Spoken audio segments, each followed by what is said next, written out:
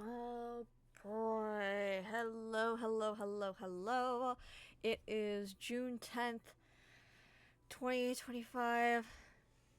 And today is. Oh my goodness, I forgot to change the number. It is session 13. Let me fix that real quick. Come on.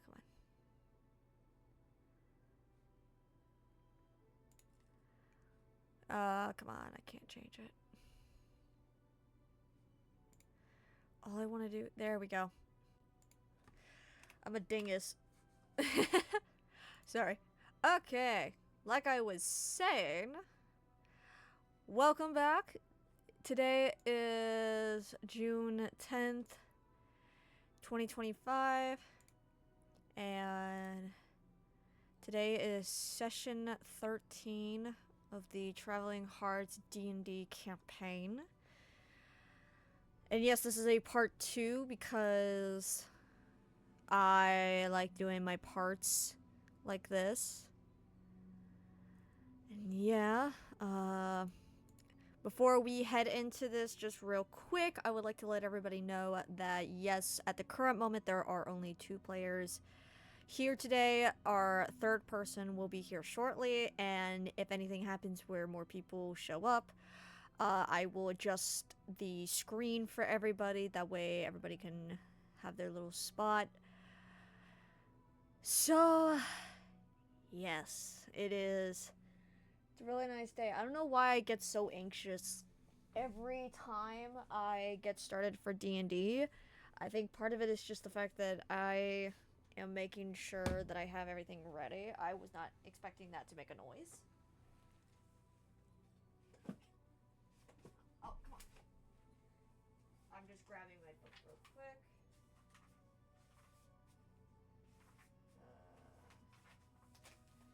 Okay, yep.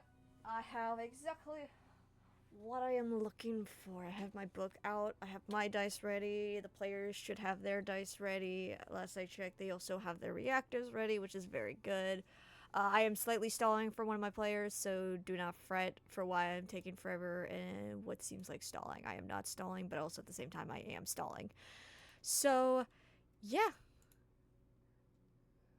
So let me just let everybody know that I'm going to be unmuting,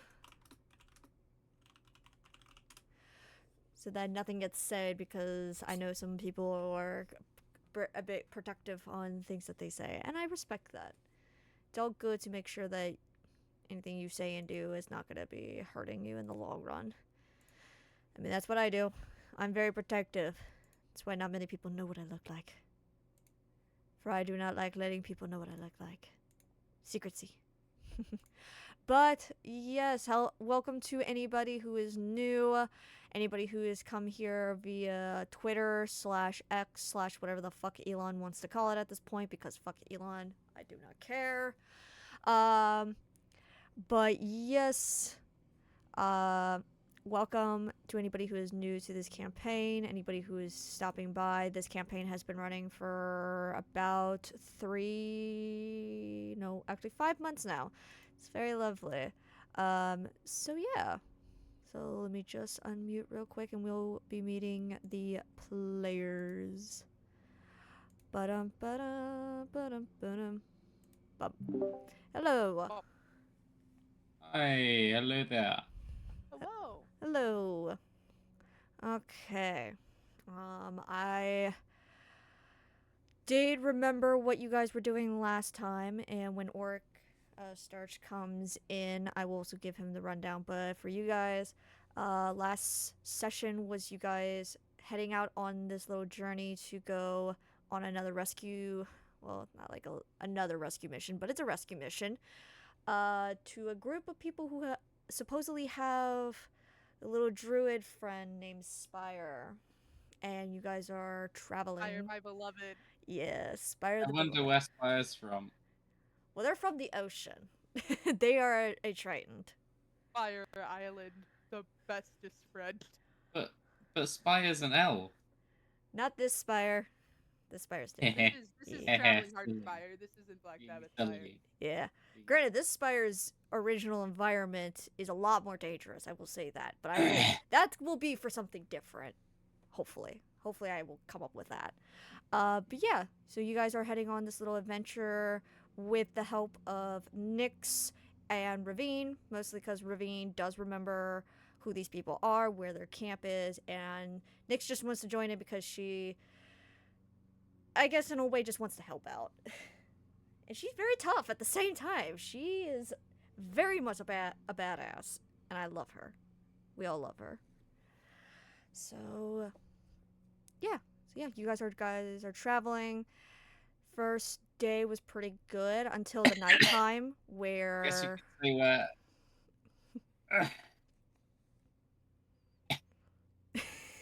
Good. Yeah, I guess you could say that we're traveling. Oh. Yeah. You guys are always traveling. I'm making you guys travel a lot. But yeah, like I said, the first part of the day part of the travel was going very good until you guys kind of heard some noise. For a couple of you, wasn't too sure. But then for at certain points, some of you kind of keyed in that something was going on. And you guys found out that you guys were kind of being tracked.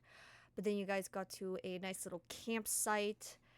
And all was going good until I think it was Ravine noticed something was going on since his dark vision is extremely good, which I did not realize that. And you guys got into combat with some bandits who not too sure what their plan was, but they royfully got their ass kicked except for one who ran away. So, yeah, and then afterwards, night was pretty good. Maybe a bit Oh, I'm live with D&D. 1 second. Let me hit mute.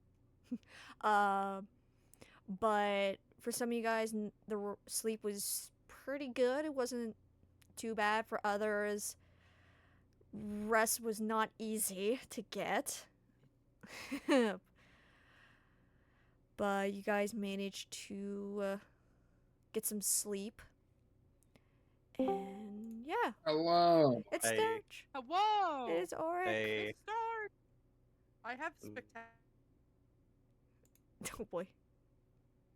news, Hey. by the way. My family just got a 20-ounce bag of gummy bears. Ooh, Ooh. that's fun. Yes. It's always fun to have something really sweet. It's like me with my dog bones that I have right next to my table. Candy dog bones. I love them. Oh, hell yeah. It was cheap. Yummy. It was $3 for like, I don't even know how many pounds. Worth it. But yeah, I'll retell it for you, Starch. You guys are going on this little trip to go rescue Spire from these group of people who does not sound very familiar to anybody. And on this little trip, you have Nyx and Ravine with you guys. Ravine mostly because he does remember the way and also what these people look like. Nyx just wanted to join just because she wanted to help out. And on the first day, everything was going pretty good until you guys noticed some people were following you guys. And then you guys got to a really good camp setup until, well, everything was going good until Ravine pointed out that there's some people close by. And you guys had a really good fight. They got their ass whooped except for one who ran away. And then after that, sleep was pretty decent for some, not good for others. But now you guys are heading back out, going on day 2 of this traveling now. So, okay, we're all good there. All good here. Okay.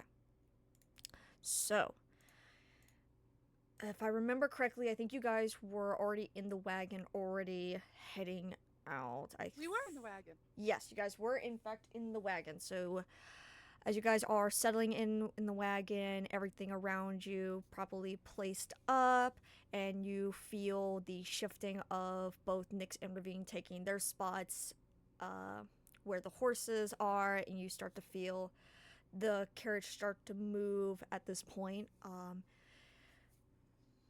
For now, you three are just in a wagon. Is there anything you guys want to do? Anything you guys want to talk about? Anything at all. You guys are free to do anything.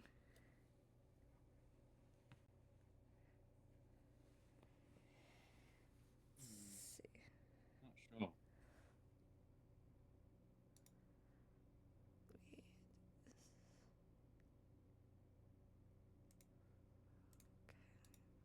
Octavia is gonna reach into her little like purse, and she's gonna grab out some candy and just start munching on it. Okay, so Octavia, you're just munching on some candy.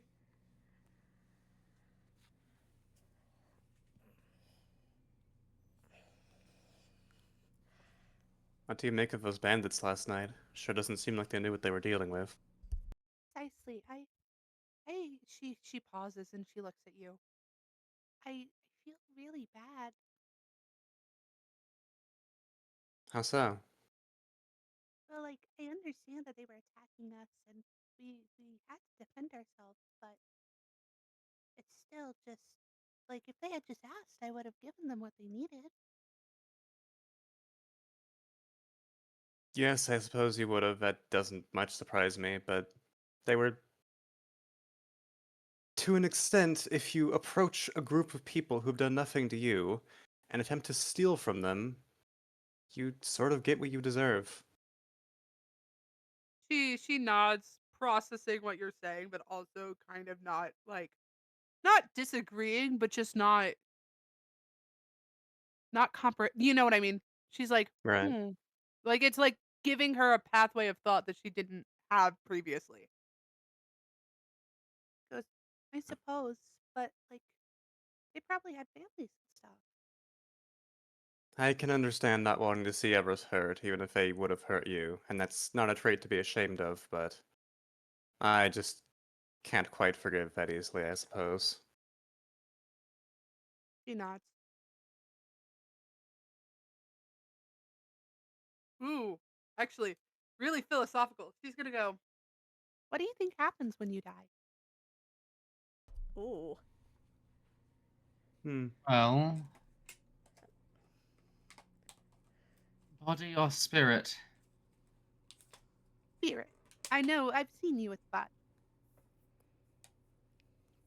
Eh, That's less so my expertise, but I have read up a lot on afterlife and various routes soul can take.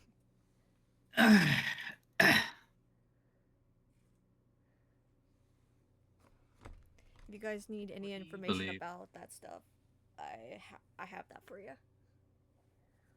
Nice. It's in there.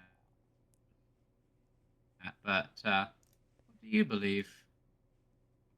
I've never been much for faith. I don't really concern myself with what happens after, as my job is more in the here and now, but I'd like to think that you sort of go and be with your god and mingle with your ancestors and the rest of your people who have moved on. I'd like to think it's welcoming.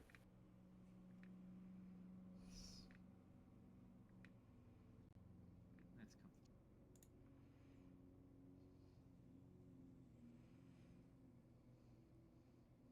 She nods. I think that too.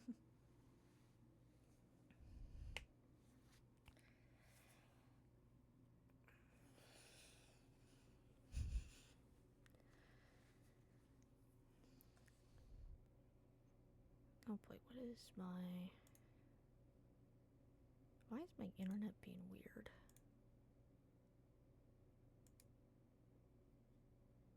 she's gonna hand you both some of the candy. Thank you. Yeah, Of much course. appreciated.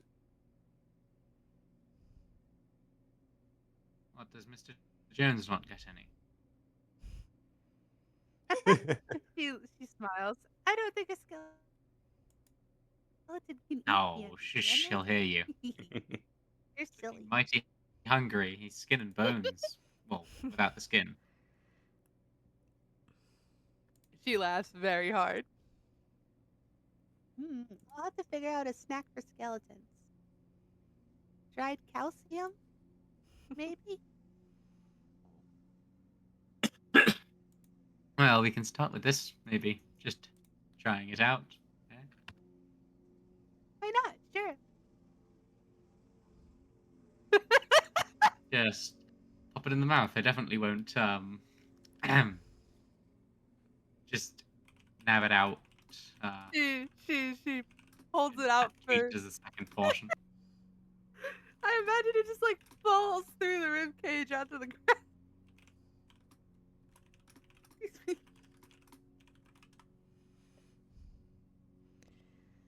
Oh, no worries.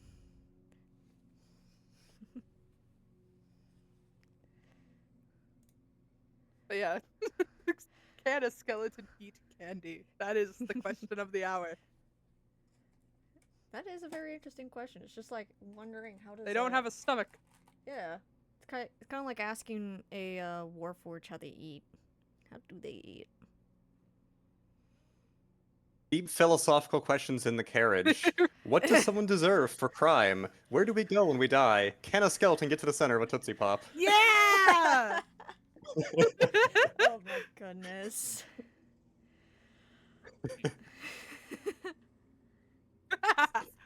Yeah. All the good questions happen in the wagon. They really do. It's the 4 hours into the car ride with your friends type questions. Until one falls asleep. Yeah, and then the rest of y'all do. Yeah. Okay. Is there anything else you guys want to talk about? I think she's satisfied. Same here. Okay. Gotcha. Okay. So after some good talking back and forth, talking about some really good, interesting questions with each other, and then some lightheartedness, and even Ravine. You can hear both Ravine and Nyx even talking amongst themselves, but it's a little bit faint to hear what they're talking about. But it doesn't sound too bad. It's not like in hush hush. It's kind of just like a little bit of back and forth. After some time, I will say a couple. Let's see. After like probably a couple hours or so, you start to feel the carriage start to slow a little bit and kind of come to a little bit of a stop, and you feel on one side, the left hand, not the left, the right hand side. Oh my goodness, I get that mixed up. On the right hand side, you feel a little bit of like some movement of someone getting off, and then after a couple seconds, you see the oh, I can't remember what that part is called. Like the little door opening of the back side where you guys are open, and then you see Ravine open up. Oh, like the wagon door? Yeah, the wagon door. You see it flop open, and you see Ravine pushing open the cloth, and you see him tie it up a little bit, and he's just like, okay, we're gonna take a little bit of a rest, but there is something really interesting around here. If anybody wants to come see it.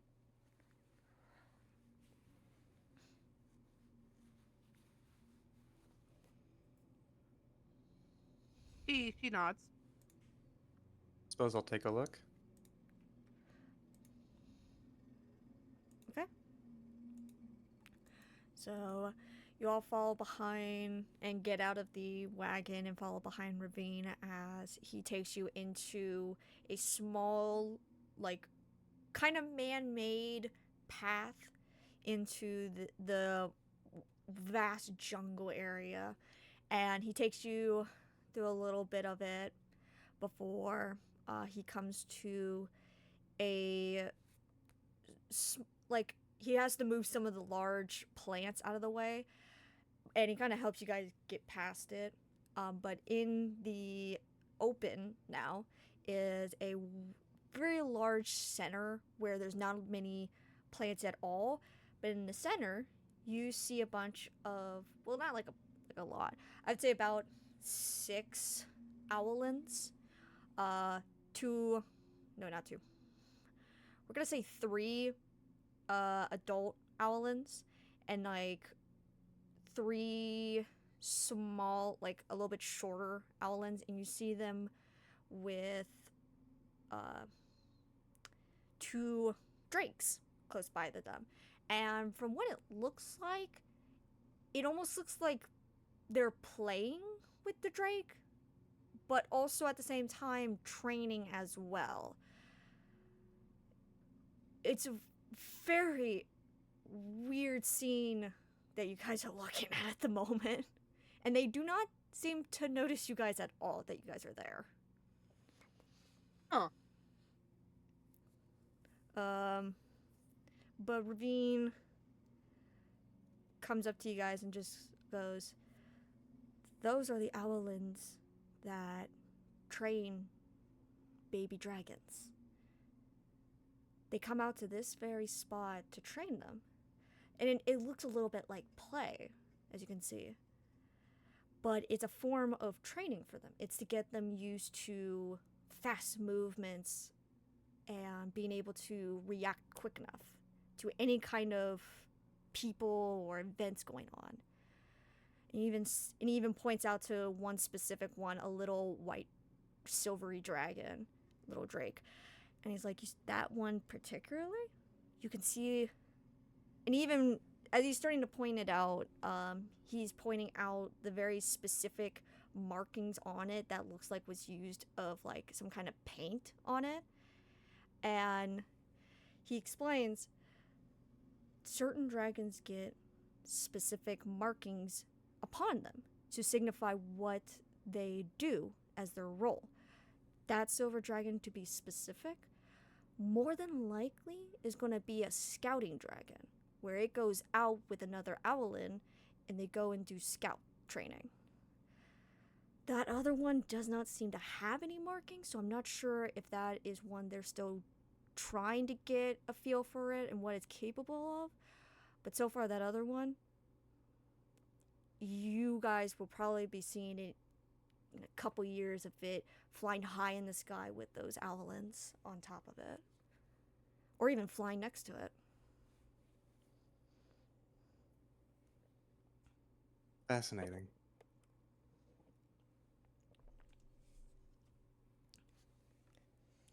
Yeah. And after some time of watching them, you see them slowly starting to like slow down with the training slash play, and you can kind of see the adult owlins talking to the younger owlins, talking about something. It's a little bit hard to hear from the distance that you guys are at, but after some time, one of them does spot you guys and very much just kind of wanders up to you guys. Just is like, he doesn't seem to have anything on hand with him, nothing that would say that he might attack you guys, but he just kind of walks up to you guys. And he's tall. Very tall. I can't remember, how tall is Auric again? Let me see. 6'3". The owlin's taller than you. Damn. And he just towers over all of you.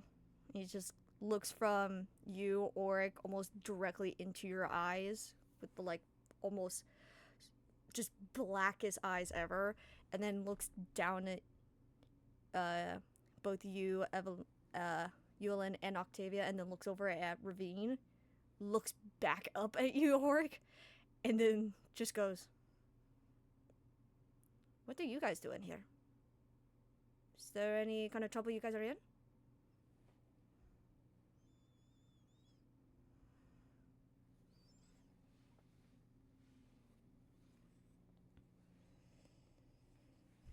Oric kind of looks to Ravine for a moment to see whether this is sensitive information as to why they're here or not. When you look down at Ravine, he has, for a split second, a big smile on his face, and then you see him just kind of like shake it off, and he's just going, "We are on a mission at the moment.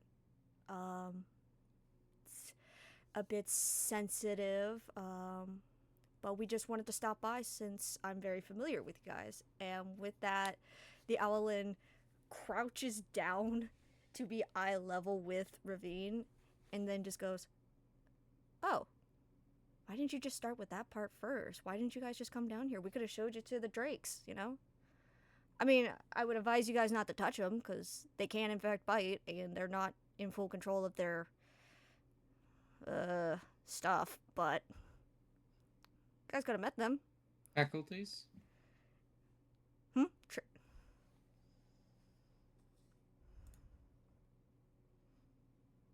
You say casualties? Faculties. Hold on, my ears are not processing what's being said. Faculties. Faculties. Oh, Faculties. faculties. Oh. I don't know what that word means. Hold on. You're good. You got this. We believe in you. No problem. Fuck, I don't even know how to spell that word. What the hell? I am not educated.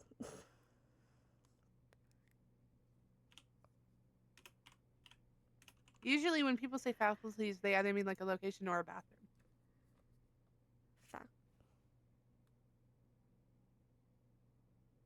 Oh, do you mean like the physical power or am I dumb? No, like mind. Mind. Oh, okay. You say that as Yulin, right? Yeah. No. No, that was OC. I believe.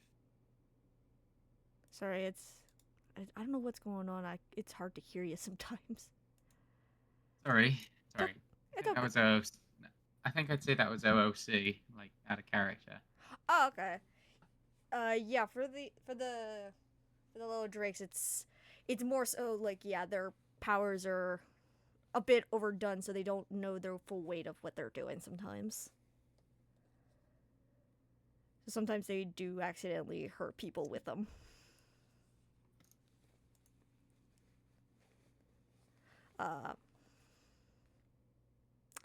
Crud. Brain. Function.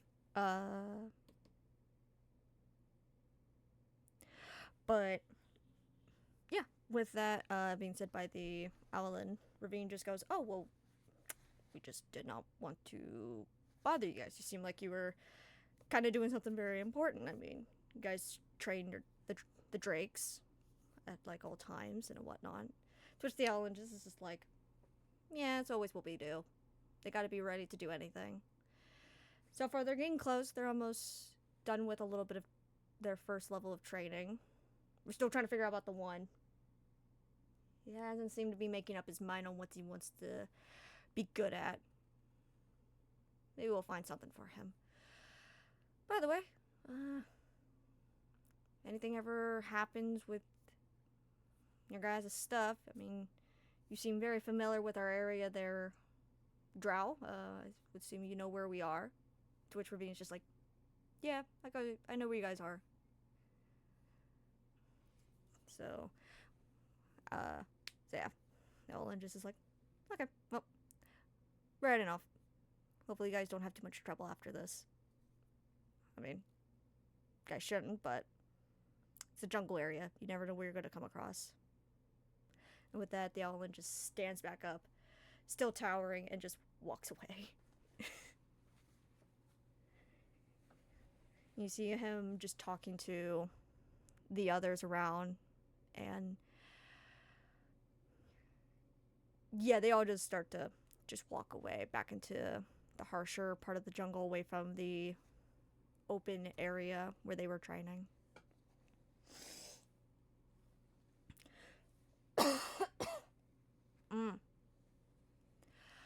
But yeah,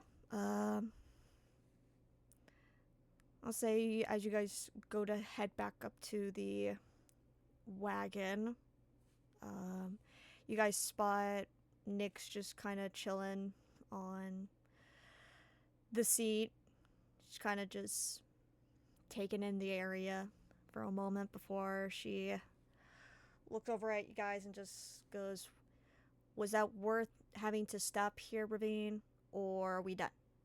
To which Ravine just nods very quickly. He's like, I will say some of you kind of hear him just going, yeah, it was kind of worth it. Kind of cool to see dragons. And he helped you guys back into the wagon, unless there's anything you guys want to do before then.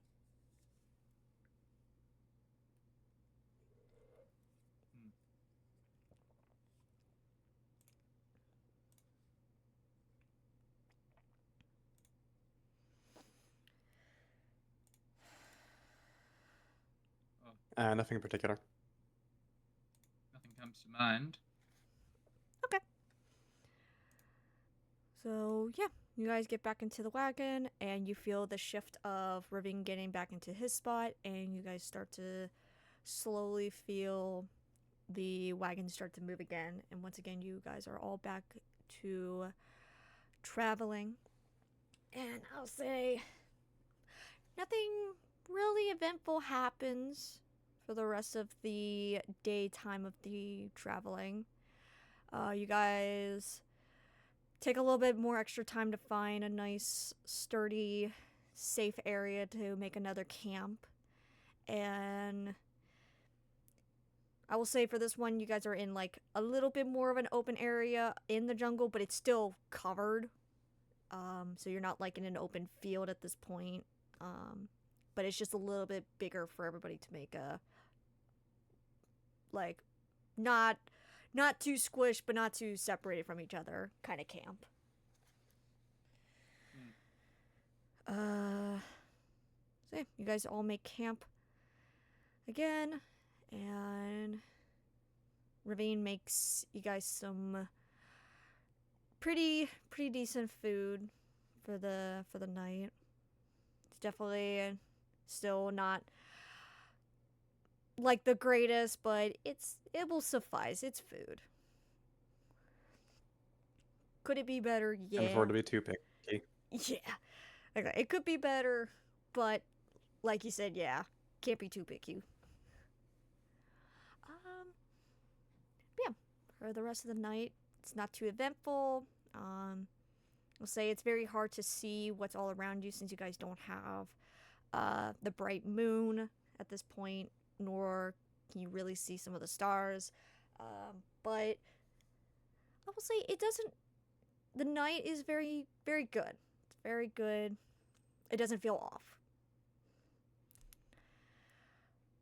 So after that, obviously I know for you, Oric, you would wake up before everybody else. I think the same applies for Ravine. Same thing applies, 'cause I think he does not need much sleep either. But I'm gonna double check, cause I forgot. I always forgot. If You forgot. I forgot, I always forgot.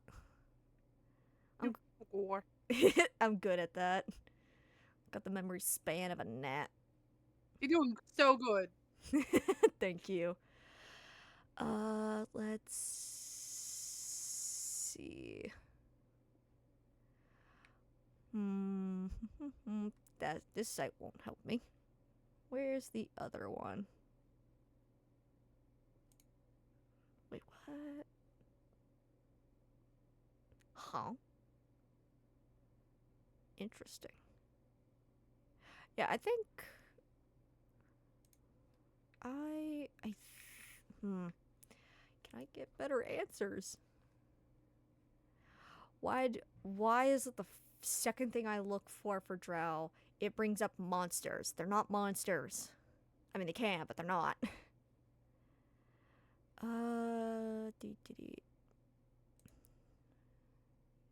This is not very helpful to me.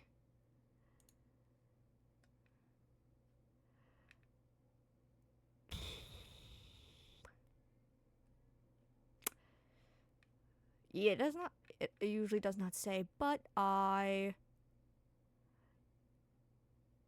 am going to say that I do not care. And I will say that Ravine does not need much sleep either.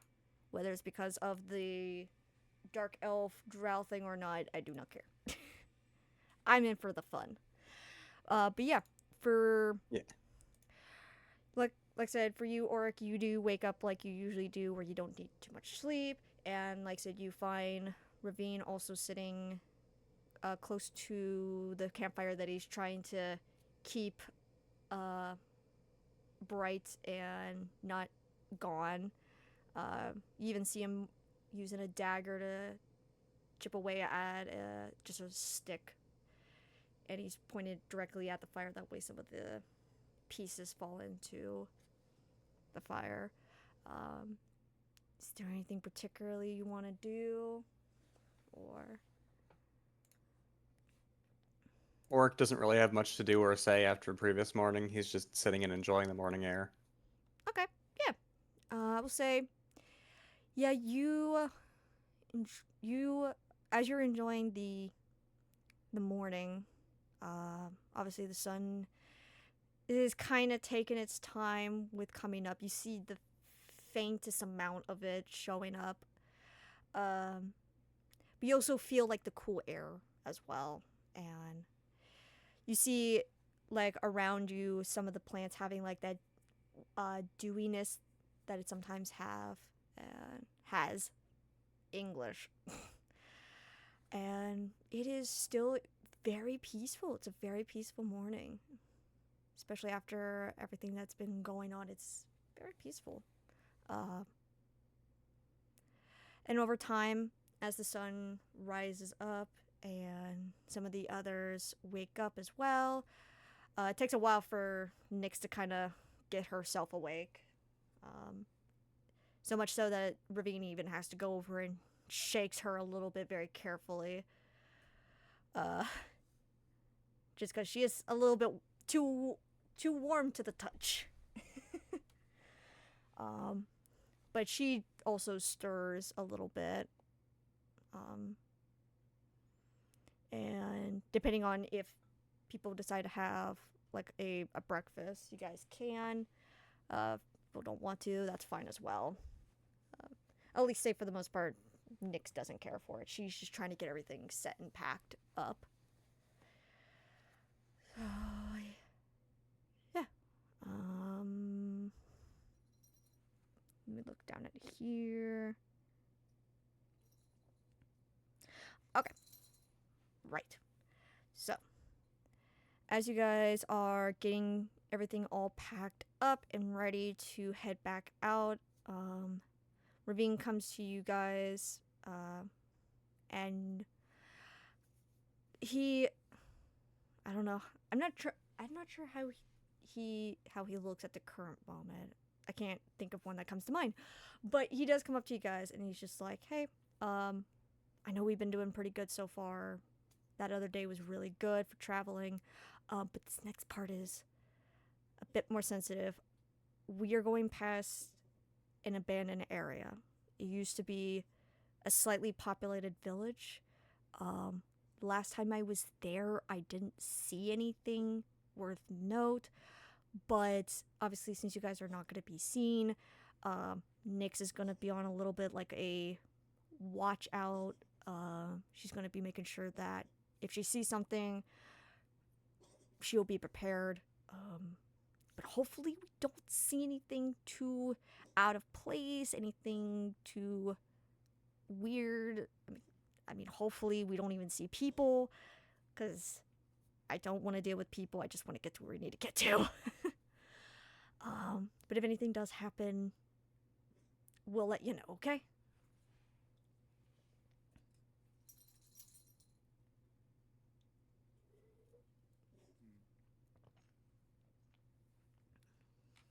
I appreciate it.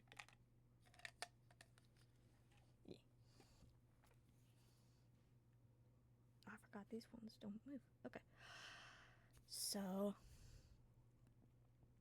after he tells you that, y'all get back inside the wagon, and this time you feel the side that Ravine usually sits on shift, but this time you don't feel the side where Nyx usually sits shift. Instead,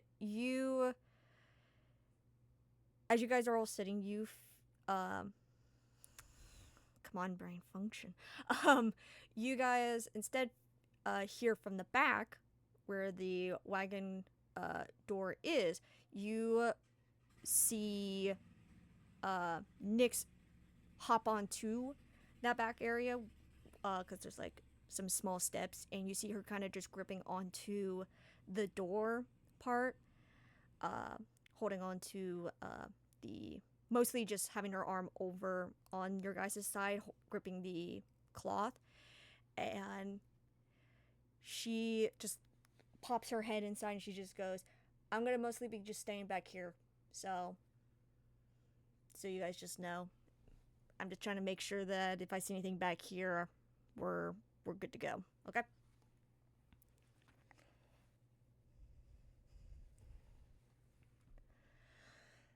Very well. Okay. So, you guys go back to traveling once more. Takes a little bit longer before you guys start to hear the difference of the once more like sounding of like dirt and a little bit of like broken sticks here and there, and it slowly starts to turn into what sounds, I think it's was I'm not saying like mulch. I don't think it's that perchance. Let's see. Let me just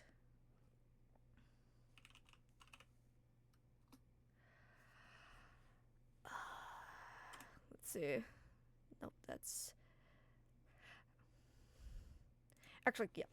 Instead of, like I said, you guys are going from the what is the usual that you guys were dealing with before, which was the ground with a little bit of the sounds of sticks here and there, slowly turns into more of a quiet sound. Like, you don't hear any sticks, you don't hear any like the sounds of the wheels going over rocks or anything. It is now just complete silence from any of the usual noise from the wagon. And you also hear Nick's at the same time telling you guys, we're in the village. Like I said, don't worry too much. I got the lookout on this part. And you guys slow I sold it. You guys go into sorry. My brain is just not wanting to function. You got this. But as you guys are inside this village that you obviously cannot see at the current moment,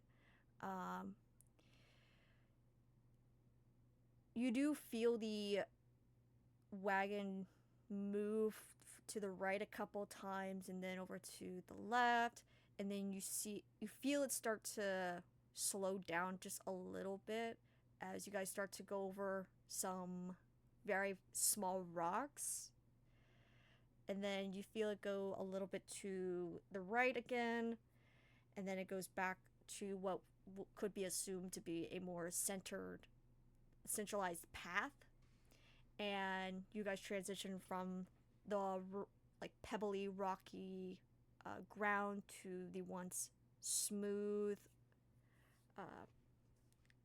the smooth ground once before, and then and then you feel it. Brain, come up with describing shit. Sorry.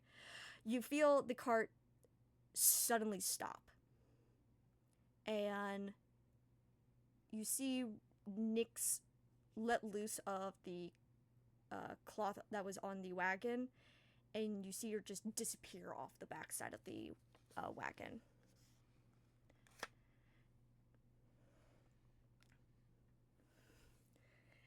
And for a little bit of time, you don't hear much of anything going on. It's almost like too quiet. Kind of unusual at this point.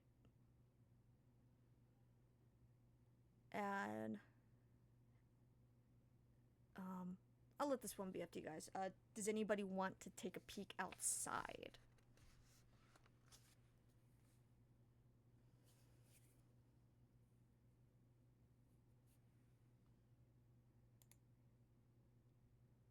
I guess Oracle will take a look out real quick.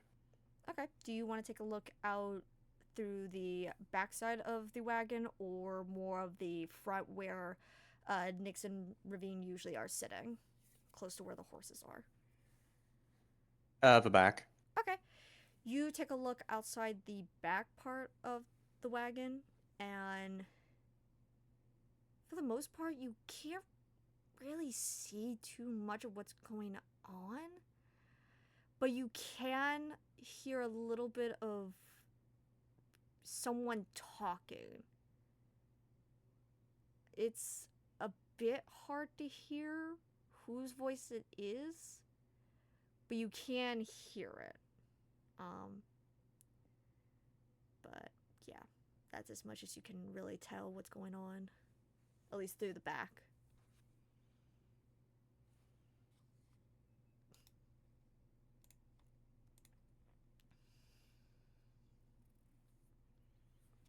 So I can't make out what they're saying, you said? Yeah, it almost sounds like it's far away, but at the same time, it's just kind of hard to hear. Hmm. Well, I suppose that's not necessarily any cause for alarm. Okay. But yeah, I would say for the most part, like I said, it's still more of that that word is difficult. Eerily. Iridescent? No, eerily. Eerily? Yeah, eerily Like, quiet. okay. I struggle with that too. Say Erie, like the lake. Eerily. I think Ear. ear. Lee. Eerily. Yeah, there you go. Eerily. Yeah. Yeah, it's eerily quiet. And over some time, you guys start to slowly start to hear someone talking. And the more you start to kind of hone in on what it is that's talking, I will say it does not really sound like Nyx or Ravine. This voice sounds a little bit, I don't want to say like higher pitched, but it just does not resemble Nyx or Ravine's voices. Could I roll a perception check to see if I can understand it better? Sure, go for it. That is a 15. Okay, yeah, with a 15, let's see. With a 15, the voice that was once a little bit hard to hear, but you could at least tell that the pitch of it was a little bit high, becomes a little bit more distinct-ish, to the point that you can kind of make out a couple of words that are being said. A couple words that you can hear is trespassing, and another one you can hear is wagon. Another word you can hear is people, and then another one is get out, and then so on and so forth. Like there's a couple very small amount of words you can hear. But this time, like I said, with that 15, the high pitched voice that you can hear becomes more distinct as like a shrill. Octavia looks at the party and she says in a very low whisper, I believe they might want us gone.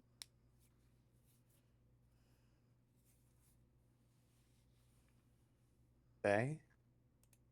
Sounds like a few people talking, Hmm. and they seem frustrated that our wagon's here.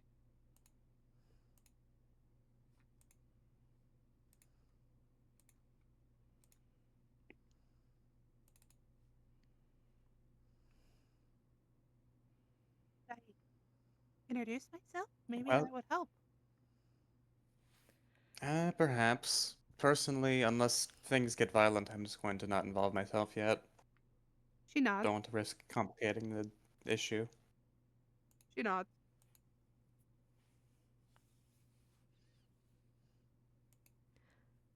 Okay.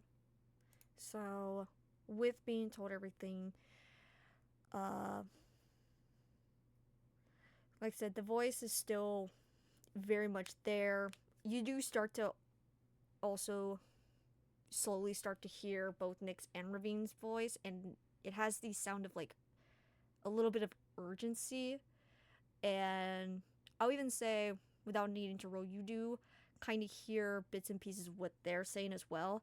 You can hear Ravine with the utmost of like pleading in his voice.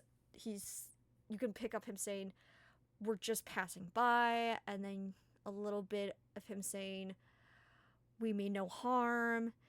And then you also hear Nyx with a mix of mostly urgency but frustration in her voice. More of her saying, well,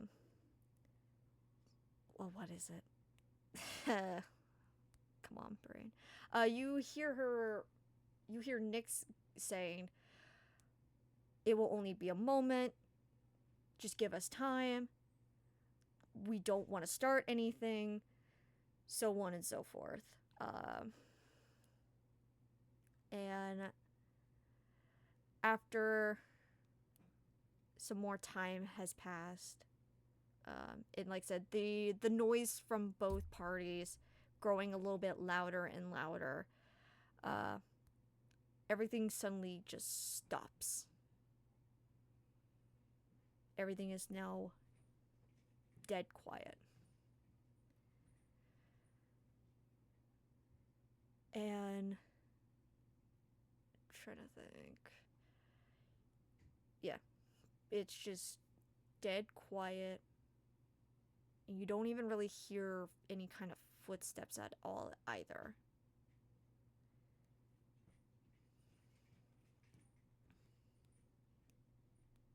Orc will very slowly look out to see what happened.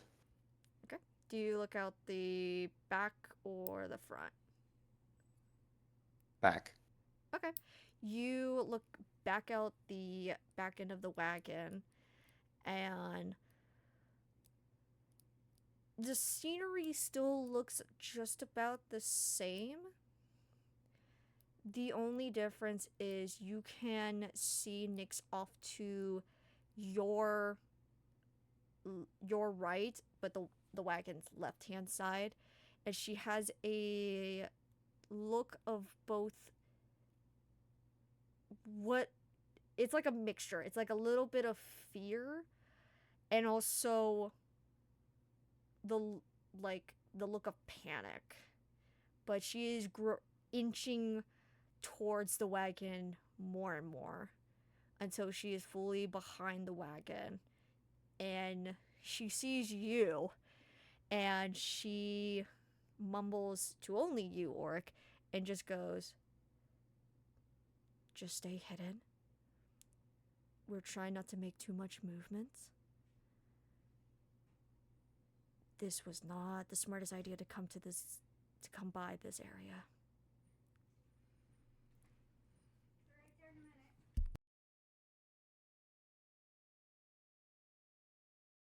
Sorry, I had to mute my mic there for a second. I did not want my mom to be heard. You're good. Yeah. All is well. But yeah, as you have been told that, Oric, you see her very carefully get onto the back end of the wagon, and you see her arm still hooking onto the door of it, and instead of grabbing the cloth of the wagon, she's just gripping, like, knuckles white, death gripping the door of the wagon instead. But her eyes, instead of looked on you, is looking to the side of the wagon.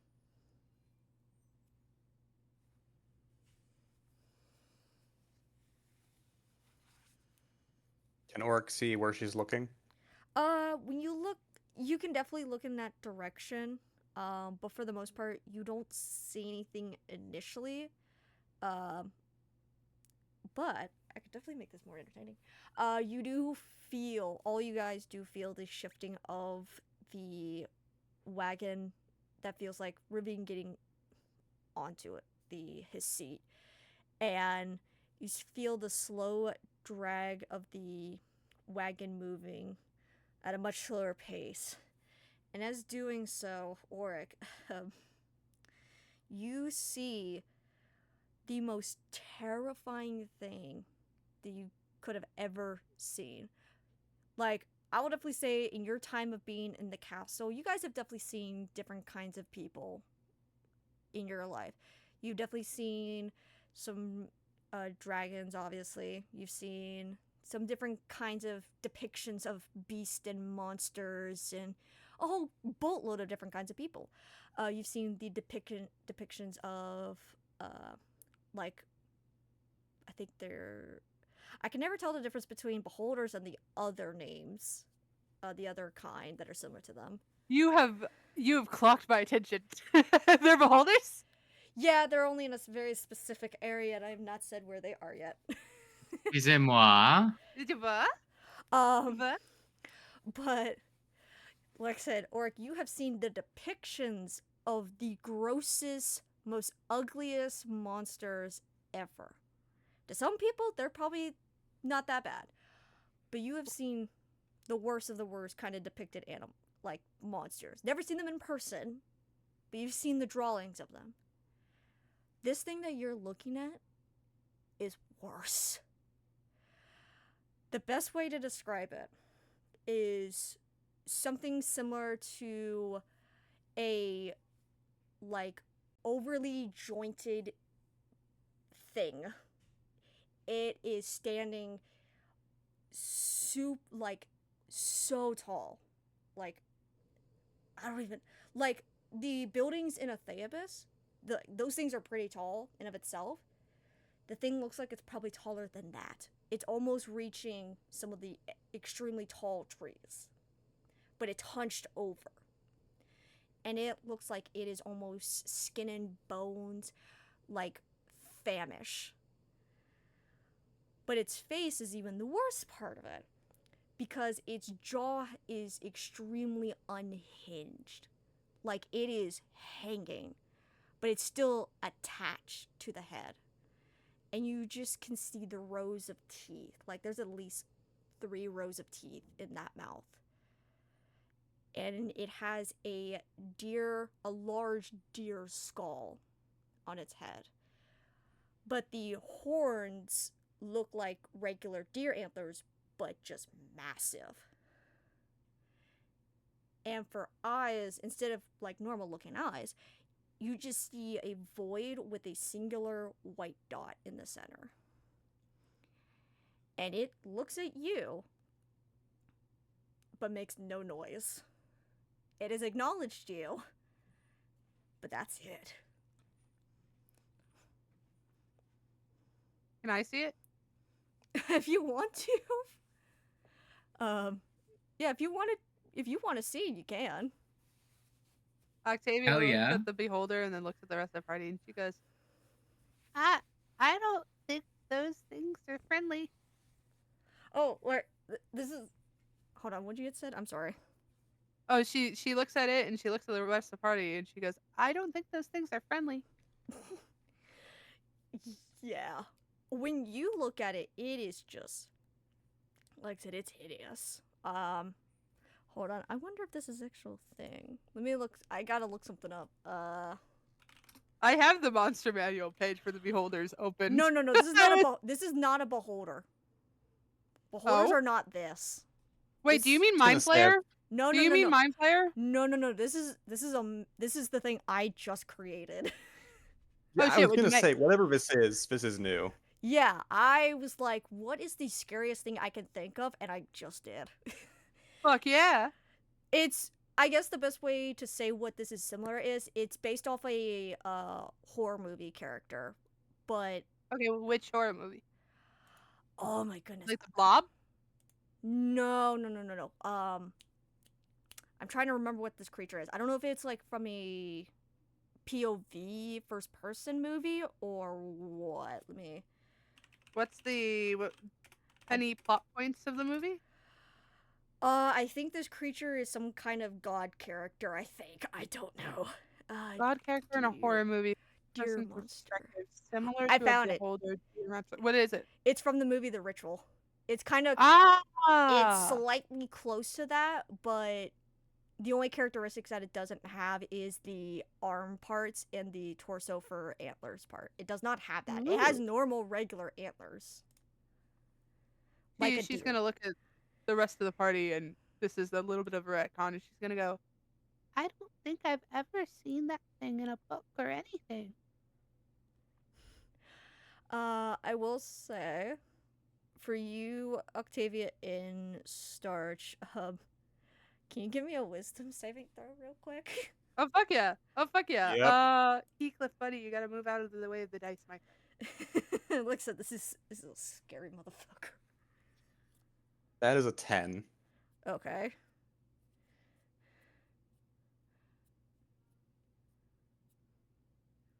That's a 7. Oh boy, yeah, you both are now frightened. After seeing that thing look at you both, you just feel a shiver just go down your spines. And I will say for you, Auric, since you were opening it, you immediately just draw the curtain close. And you're holding onto it so that no one can look through it. And you both are just frightened at this point. For at least you, Yulin, you have just seen these two look at something, and they now have the most terrified look on their face. But you have not seen it, so you're just like, what the fuck did these two look at? I don't know what I just saw, but it was wrong He nods. in every possible way. I am suddenly curious. Oh my god. Octavia shakes It's her head. not She worth goes, it. No, don't open the curtain. No.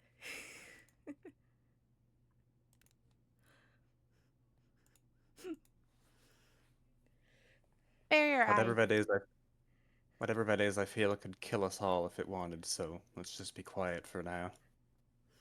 she nods.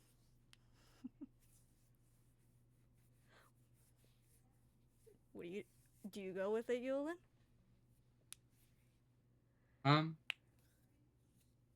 Sure. Okay.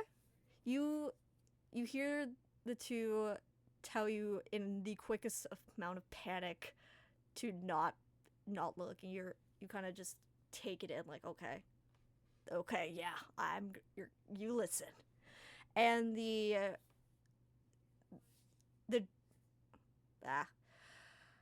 wagon speed slowly increases, and at some point it slowly slows down to the normal pace it once was at, as you guys transition from the quiet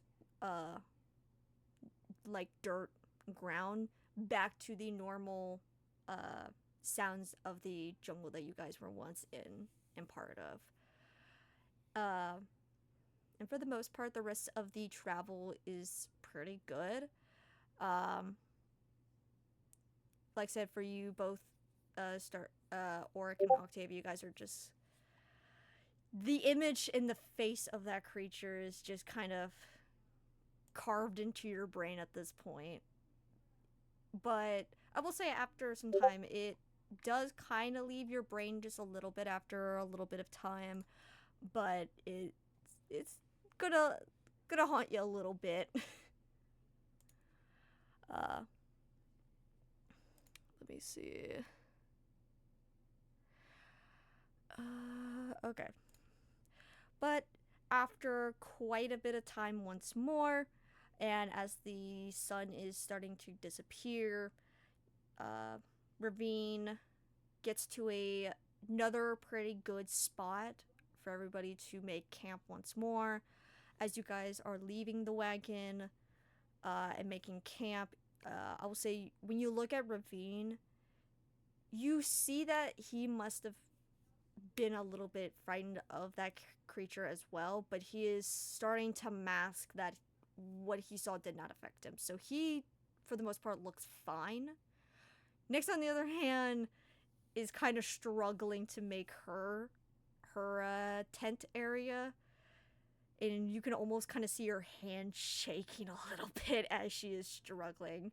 But Ravine does go over and help her out with setting up her tent, and even whispers something to her to help ease her mind a little bit.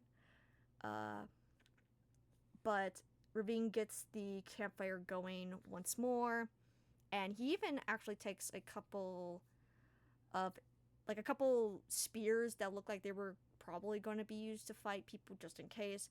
But he takes 2 of them and he wraps some cloth and a couple other items as well with it, and he dips it into the campfire and lights it ablaze, and he starts to stick it close to the path that you guys once were on and sticks it as hard as he can into the ground, twists it a couple times, and tries to get it as sturdy as he can into the ground.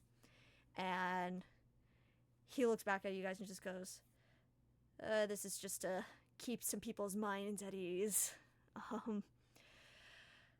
So yeah, and he kind of sighs, but it has a little bit of like a stutter attached to it as well, as he goes over and starts making some food for everybody.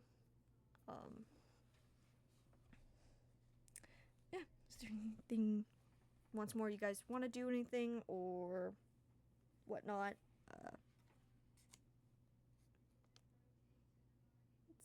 I just have to look at some notes real quick.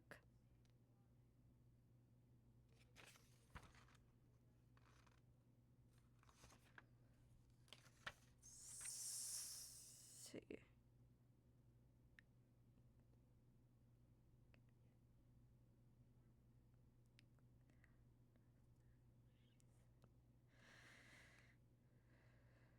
Okay. But yeah. After some time and after some food, you guys kind of try to enjoy the night as best as you guys can, especially after most of you guys seeing that strange ass creature and Yulin just having to be lucky to have not seen it. Even though when you look at the others, the look on their face really does show that whatever they saw, you definitely got the lucky end of not getting to see it. Are you playing?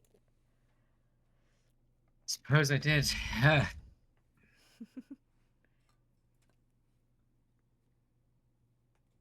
Tell me, would either of you be happy to draw an interpretation of it? I suppose I could try if you insist.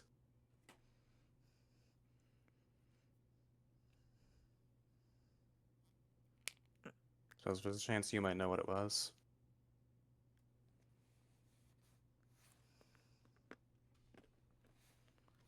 Okay. So you're gonna try and draw out the creature? Yeah. Okay. Would that be like sleight of hand or just... Uh. Let me. I think memory is, I think, an intelligence or an wisdom, but I think it's intelligence. Let me double check. Oh boy. Let's see. Oh yeah, that's a good. Oh, that's why. Let's.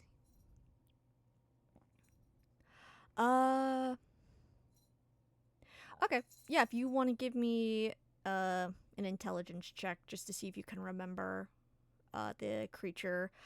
In this case, I will say with advantage since you were frightened and it did scare the shit out of you. Alright, that's a 14. Okay. Yeah. As you are handed, I'd say they have some paper and some pencils as well on this little journey. You start to sketch out this thing that you had seen with almost like great like accuracy. There's definitely a couple things that were a little bit exaggerated in certain areas, but it is pretty close to being exactly what you saw. Obviously, you didn't have too much paper space to really draw out everything about it, but you got a pretty good hint. Not a good hint. You had a pretty good memory of what you had seen when you looked out. And yeah, I would assume you hand it over to you and Lynn, right? Yeah.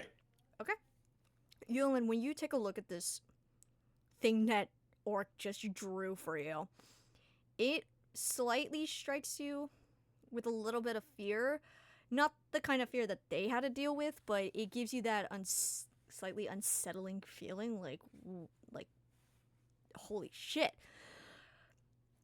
But for you, I would say,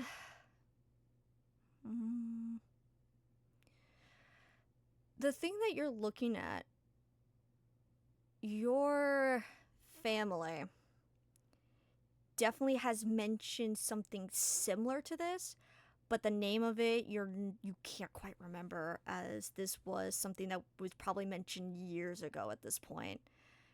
But you do know your family knows a little bit about it. Not too much to know a name for it, though.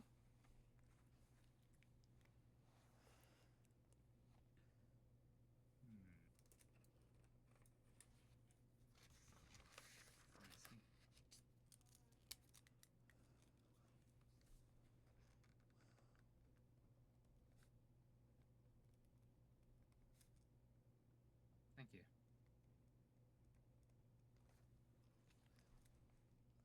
Thanks very much. Well, I see it every time I close my eyes now, so I may as well. I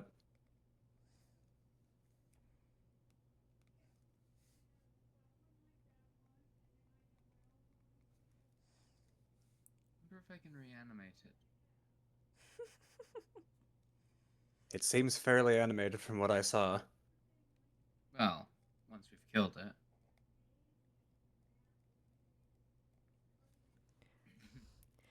You mentioned killing it, and you hear Nyx just go, "Kill it? How the hells would we be able to kill that thing? It was taller than any building I've ever seen. That thing could crush us." Ah. You didn't quite convey the size. Yeah, it was huge. Like, if it wasn't hunched over, it would have been able to be as tall as some of the trees around here. See? I don't think anybody would be able to kill it unless they were strong enough to kill it. I mean, hells, I'm shocked that some of these people that Ravine has met haven't even tried to do that anyways. To which Ravine, hearing his name, just perks up and just looks over at Nyx and just goes, "From the people that I had met where we're heading to, I don't even think they want to try. They don't seem interested in monsters."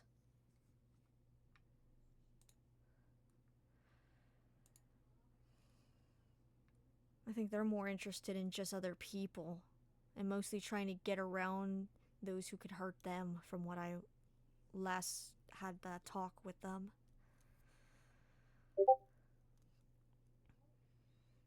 But for you, Yulin, from what at least Nyx, like I said, was able to describe, you, like I said, you don't remember the name of this creature, but you do remember, like I said, from what your family said, the little bit of information.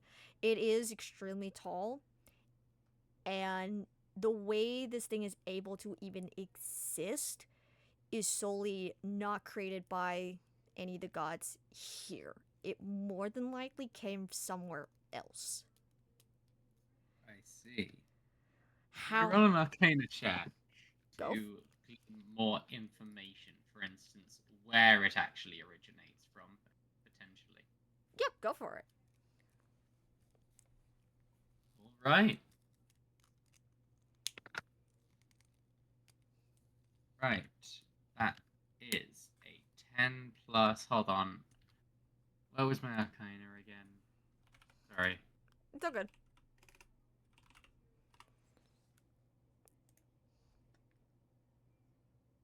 Did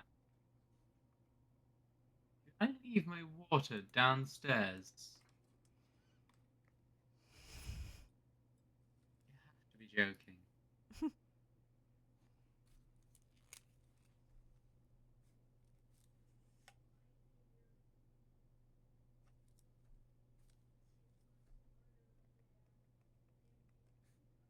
Oh, not to derail, but did you guys hear that MatPat created a creator economy caucus for the House of Representatives? Oh, jeez. Good for him, man. Huh. Also 21. Oh, fucking hell. So, I rolled a 14. fuck. Damn. So, That's not my highest stat. oh my goodness. So, you said 20. That would belong to deception. Oh, wow. So, you said 21? Yeah. With that 21, you remember a very key thing you remember from one of the older people in your family. You remember them talking about this creature and that from their study, this creature more than likely came from the hells. Now, a little bit of something for you. There is something similar to the 9 hells, but in this world, it's called the hells. It's slightly similar to the 9 hells. I think it's the 9 hells, right? Yeah, the 9 hells, where there are layers to it, but it's just called the hells. And each area is inhabited by different archdevils, but some areas are just for the most wildest creatures and monsters you could ever think of. That even the mother of monsters and monstrosities, not monsters and monstrosities, beasts and monstrosities, something that she would not create. She has a limit on what she's willing to create. She stops at some point. I see.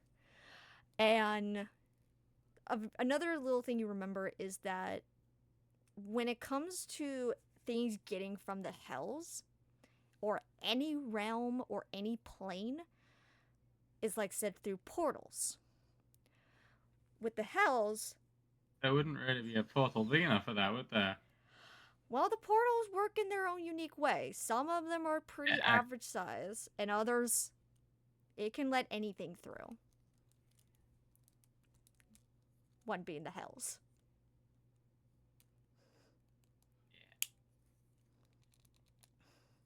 So yeah, this thing definitely comes from the hells.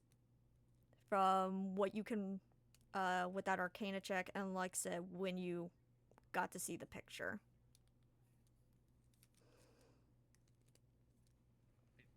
Appears to be some more feral form of devil.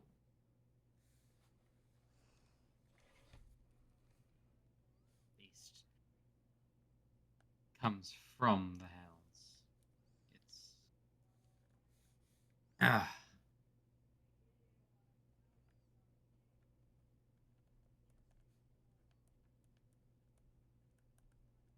It's to look at it.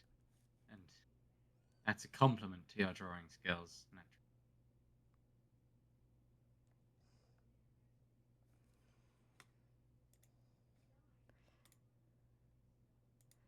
I think Ulrich is still away for just a second.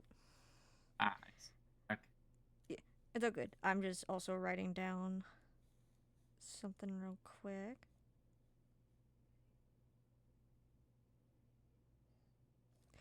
Let me find this very specific person.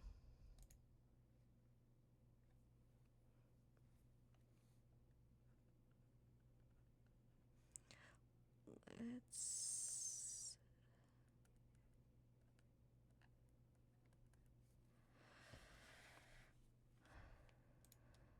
Okay.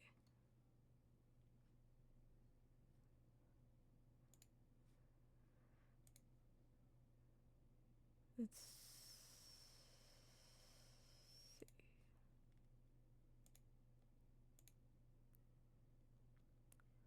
But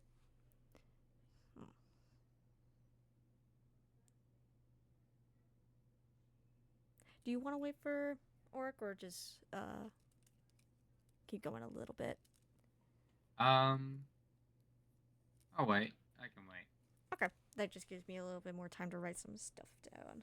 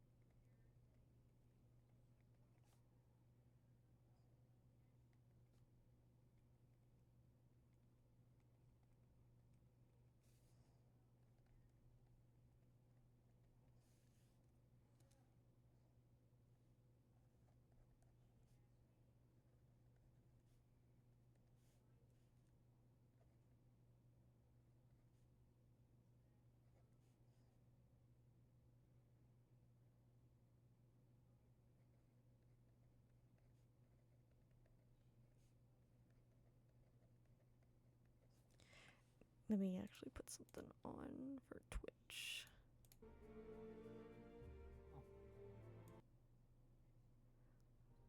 I have like background music. Hmm.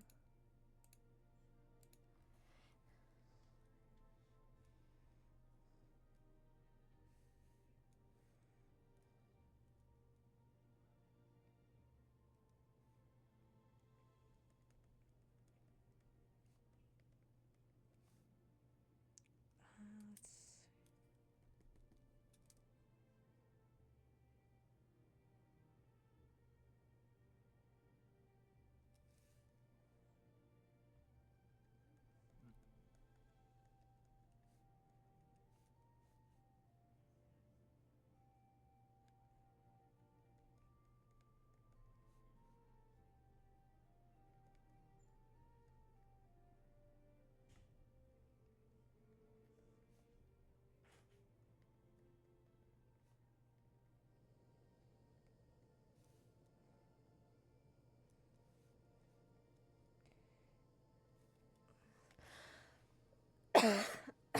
Ow.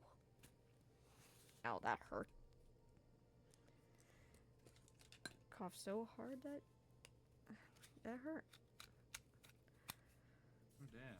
Yeah. Also, sorry if you can hear a fan that I'm using. My room gets extremely hot. No worries. There we go. Cause I got a little fan for my desk or when I go to work. Cause I'm not allowed to get overheated.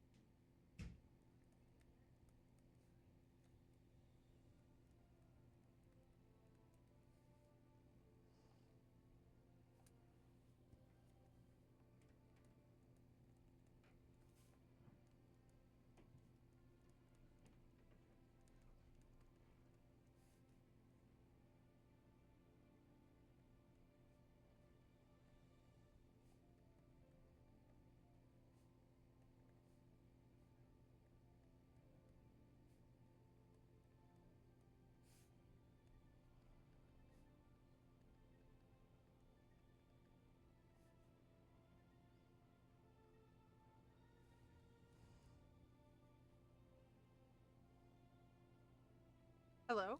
Hello. Hello. We're just waiting for Starch to be back because something was said to his character. To be fair, it was mostly just like a line where kind of just Okay. it was really anything major. Okay. Then if anything, let's see, because I don't want to go too far without. Yeah. I will say after everything that you could remember with this creature, everybody does end up going to sleep. I'll say I'll have Oric roll it. Octavia can roll another wisdom saving throw.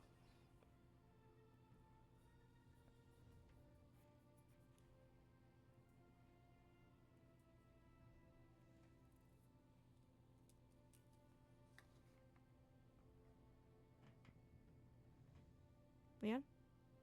Yeah. Oh, can you roll a wisdom saving throw for me real quick?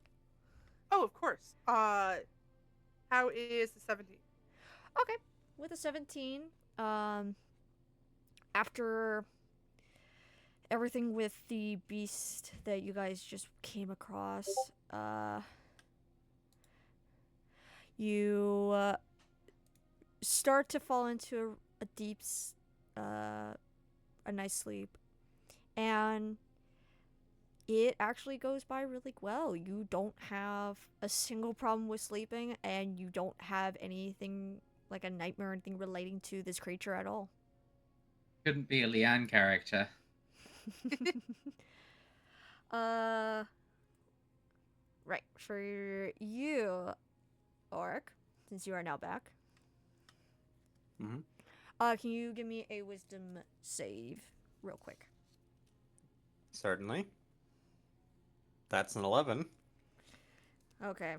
As you try to go into your trance, it is very tough to get your mind and body relaxed, especially after having that just creature just embedded into your head. And you are able to get a little bit of rest. It is not for very long. You don't really get the full 4 hours that you really need. Um, unless Yeah, he you, spends most just trembling and trying to take deep breaths. yeah, because it's like almost every single time you are very close to it, it's just like a flash in your mind of this thing just staring at you. And actually, I'm gonna have this happen. Uh, After like a couple of times of that happening, where every time you just try to fall asleep, every time you try to go into your trance as best as you can, and every single time you see that fucking weird ass shit again and again and again, at some point it just stops, but you can still see it, and you're not sure if you're really in a trance or in a sleep or what you're in. But you do see it standing there, but instead of being as tall as it was looking down at you, it's just the head of it looking at you. And you don't see its mouth move, but you can hear it speaking. What languages do you speak again? Or do you know? Here, I have it written down here. Common, Elvish, and Draconic. Okay. Yeah, you just hear it speaking in a language that you do not know. But I will say it definitely sounds familiar, but it's just you got nothing. It's just saying something. But as it tries to talk to you, immediately it's just shoved out of your brain. And I'll say you jolt awake and you look around you and you see the sun coming up. And you also see Ravine sitting close to the fire, just staring blankly at it. Everybody else around you is still kind of asleep. You can see some stirring, almost like they're getting close to waking up, but people are still rather still asleep.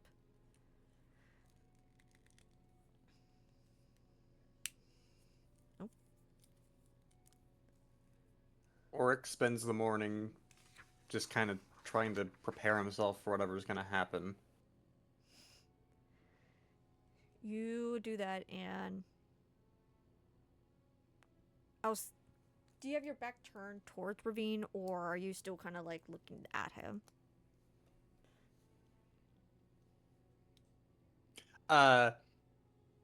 Probably back to Ravine. Okay. With your back turned towards Ravine, you get kind of startled by his voice as he speaks to you and just goes, "Did you? Um, it seems like you also had some trouble sleeping as well." I suppose so, yes. I swear I saw it again. It was trying to say something, but not in any tongue I understood. Yeah. It tried that with me too. I could faintly understand it. I think in you don't see him do it, but you can infer him shaking his head. But he kind of stutters a little bit before he says, I think it was trying to say something. Like I said, I could only catch a couple of words. It sounded like infernal, but I'm not very diverse in that language. I only know a handful of people that know it very well. But I could only pick up on a word here or there, but I'm not very certain. Whatever. Well, I'll go for it. if it's intelligent and it's trying to communicate with us, is that better or worse? There's a couple of moments of silence before Ravine speaks. It does seem intelligent. Whatever it's doing here, I wish it would not be here any longer. I wish it would go back to wherever it came from. But hopefully it doesn't do anything too drastic while we're here. And hopefully when we have to maybe come past here, maybe I can find a different route around this area. We won't have to see it again. I'll probably have to let those Owlins know unless they already know.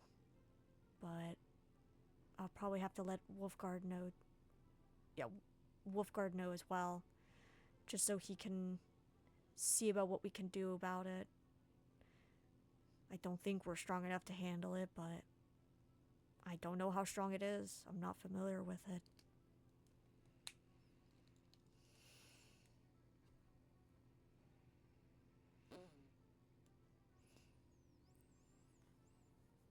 Without even knowing what it is, I can't really say, but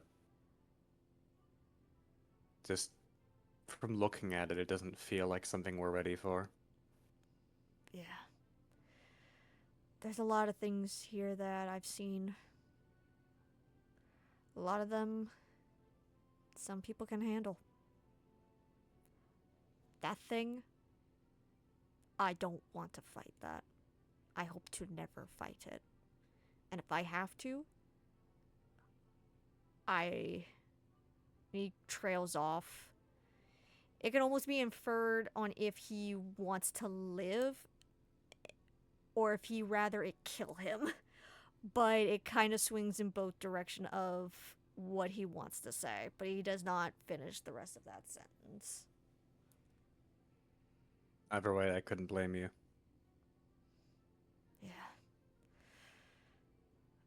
I'm gonna go check on Nyx. She seems to maybe not taking all this too well. I know she needs full rest, so maybe I can find a scroll that will help her. And you hear the sound of his shoes hit the ground as his feet walk away from you towards the wagon.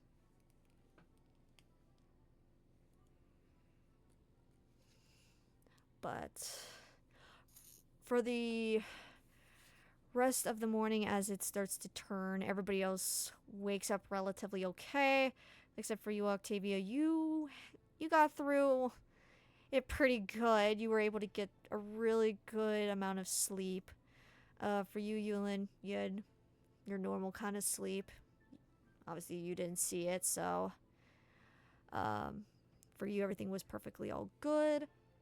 For poor Nyx, she has very noticeable bags under her eyes, and her eyes are very bloodshot. And she's also kind of leaning on Ravine, which is very, very funny because I can't remember what the height comparison is that I made for those two characters, but Nyx is pretty tall. she, I can't remember how tall I made her. I'll say compared to those two, Nyx is at least a couple of inches taller than Ravine. But they're both shorter than Oric. So they're kind of in between the heights of you guys. But it's kind of funny just seeing this fire ganassi just resting her head on Ravine, who also looks tired as well.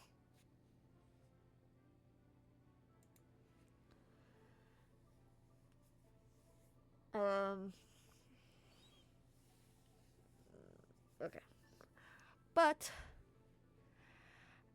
after you guys manage to have some food if you guys want to and get everything back inside the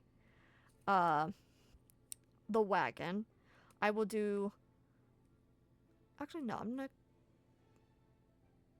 Actually yeah, I'm going to do this. I'm going to do a little bit of a time skip just because for day 4 and 5 nothing, well, at least for day 4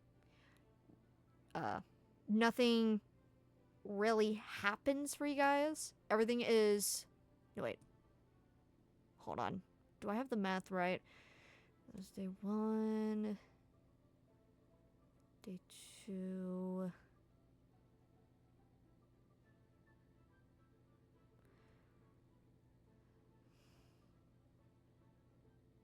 hold on, do I have this correctly?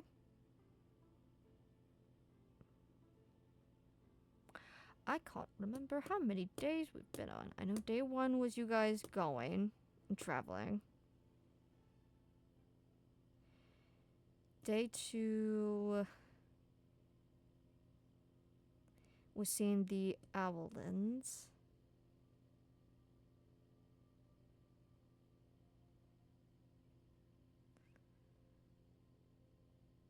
Yes, and then day 3 was that thing. Yeah. Okay. I think I'd have it. I think I have it correct in my head. The numbers.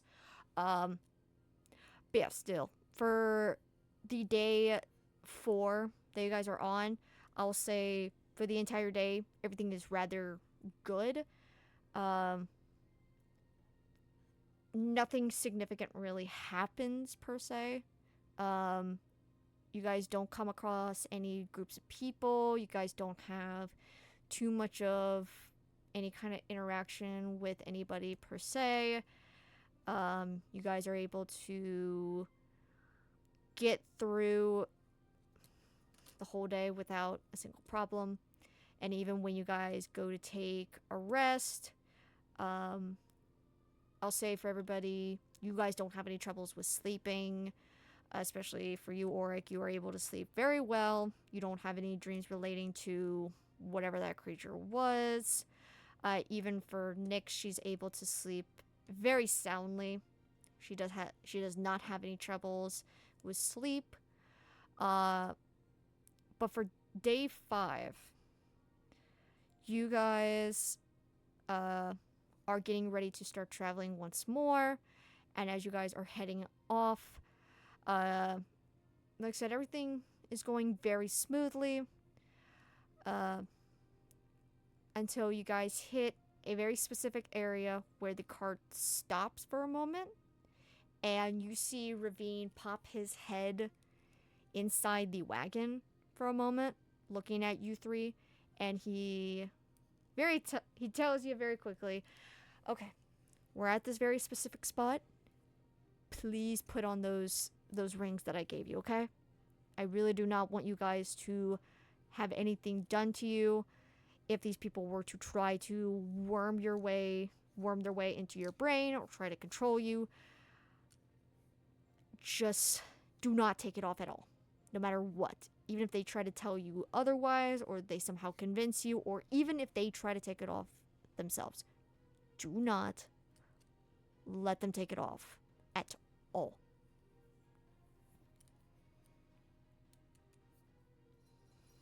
You don't need to tell me twice. Okay.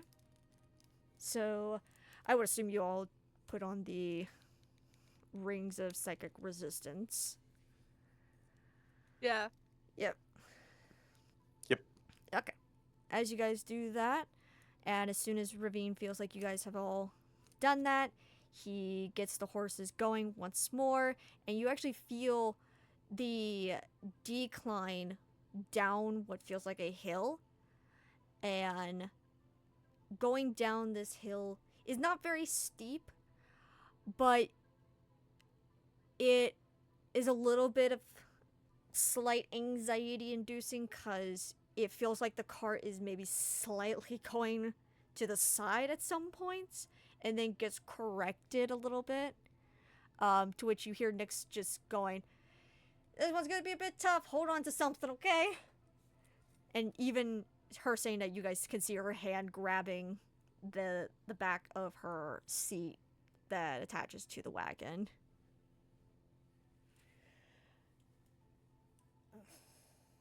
And as you guys would go to grab onto whatever item you guys can hold on to, whether it's the cart itself, whether it's any of the boxes, or even the cloth of the wagon, you guys hold on kind of for dear life, maybe not for whoever doesn't want to. But going down this hill is a bit bumpy as well. It's a bit chaotic at some points where it feels like the wheels kind of don't touch the ground. Ravine is kind of just booking it down this hill for what it feels like. But at some point, you guys feel the smoothness of, once again, the ground, and you don't feel any more bumps or any bumps or any areas that dip a little too sharply. And you also realize that you guys are not going down a hill anymore at this point, and the wagon starts to slowly slow down just a tiny bit. But also at the same time, you guys notice that the trees are thinning a little bit from the shade that was once almost fully covering the wagon to now kind of going sparse above you guys.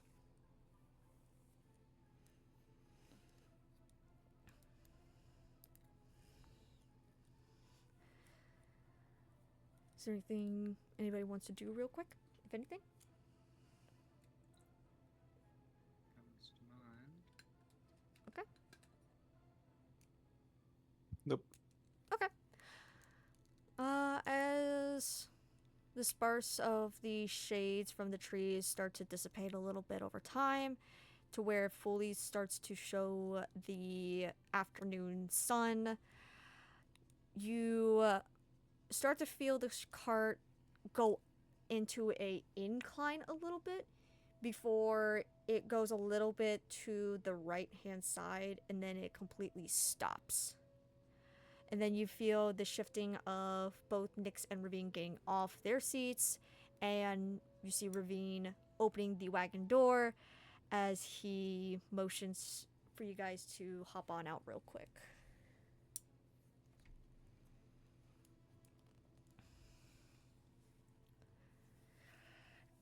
So, as Ravine does and motions for you guys to exit, you guys look out into this almost open field-like area.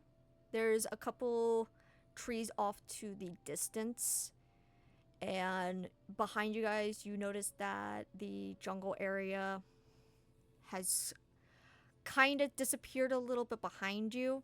You can still see that there's an outline of the jungle area kind of going down and kind of going also down the decline of this hill that you guys are on top of at the moment. But in front of you, you see this giant structure. For all you guys have not seen anything like this. It is fully made out of metal. It does not look like a typical building per se, and it almost looks like it crashed into this very spot that it's in. and it's huge. Not as big, at least for you, Oric, not as big as the castle where you're from. It's not as big as that, but it's still pretty massive for what it is. And for the most part, you can see people down below the hill. I will say if anybody wants to do a perception check, you guys definitely can.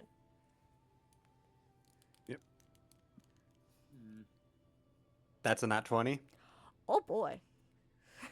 Anybody else? That is worse. That's a 14. Okay, 14's not bad. And it's not bad, it's just not as good as it. Right. That Wait. is a 14. Okay, we got 2 14s and a nat 20. Okay, this is gonna be fun. For you, for the two of you, Yulin and Octavia, as you're looking down at these people,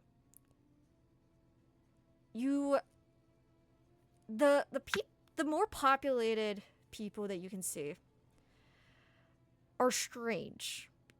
The same thing for you, Oric. These people are all very strange looking. They don't have a lot of muscle on them.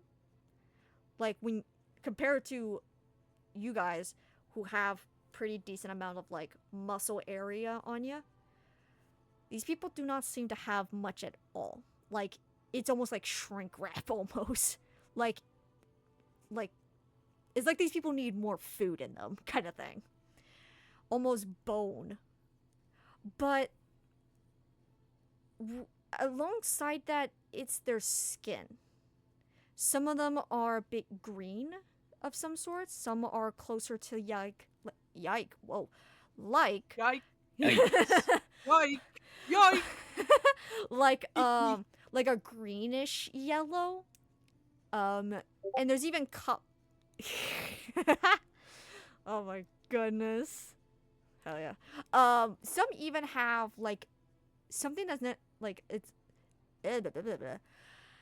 not even green either. Like there's a couple people who have like silvery skin, like a grayish silver to their skin as well. There's even a couple people who have like this weird pinkish kind of skin too. Like not human pink. Like almost like salmon pink almost. Just a little bit more muted. And they all have I can't say about faces per se, but they just do not look very human-like. You can even see with a couple of them, they have these weird spots on them as well. Oh, it's all good. And like I said, for both Octavia and Yulin, you do notice that there are also cages as well.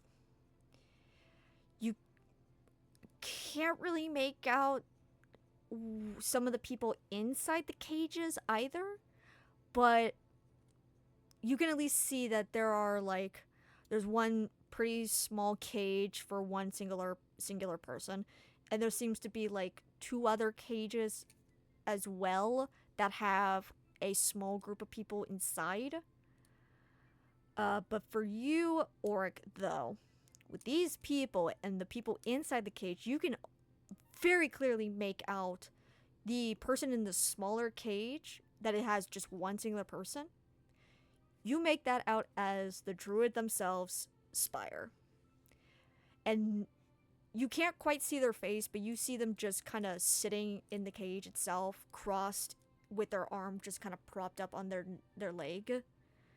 And outside, close onto a bench, is like a couple small items, along with a satchel. There is a good probability that could be their stuff, or it could just be those people's stuff. But inside the cages next to Aspire, you can tell the cage right next to Spire, it looks like there's mostly elves in that one. And in the cage next to those people, you can see like a mixture of like a dwarf with a halfling and what looks like a gnome as well. And yeah, alongside that, with like I said, with that nat 20 as well, you can see that there is just a giant group of just people everywhere. Like they span a good couple meters between all of them. And it looks like there's even people leaving this giant metal building as well.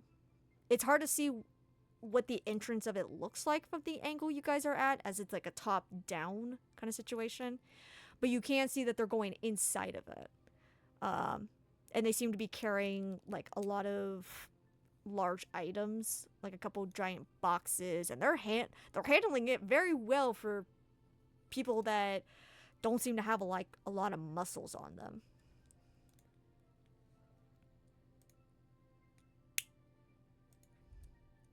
Can Oric make out their expressions? I would say with using the nat 20, a couple people you can kind of see their mouth moving.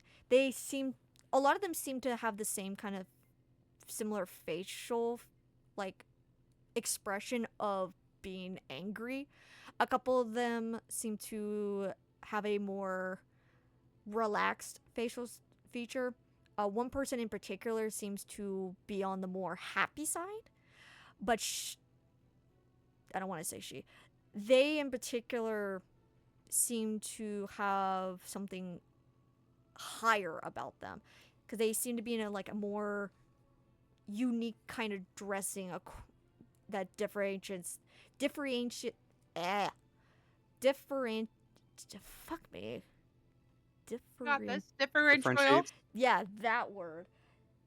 From everybody else. Like, you can see that they're wearing a very unique kind of headdress that kind of goes a little bit up, but not like too up. And like I said, the garment that they're also wearing really makes them stand out. But yeah. Oric relays this information to the others.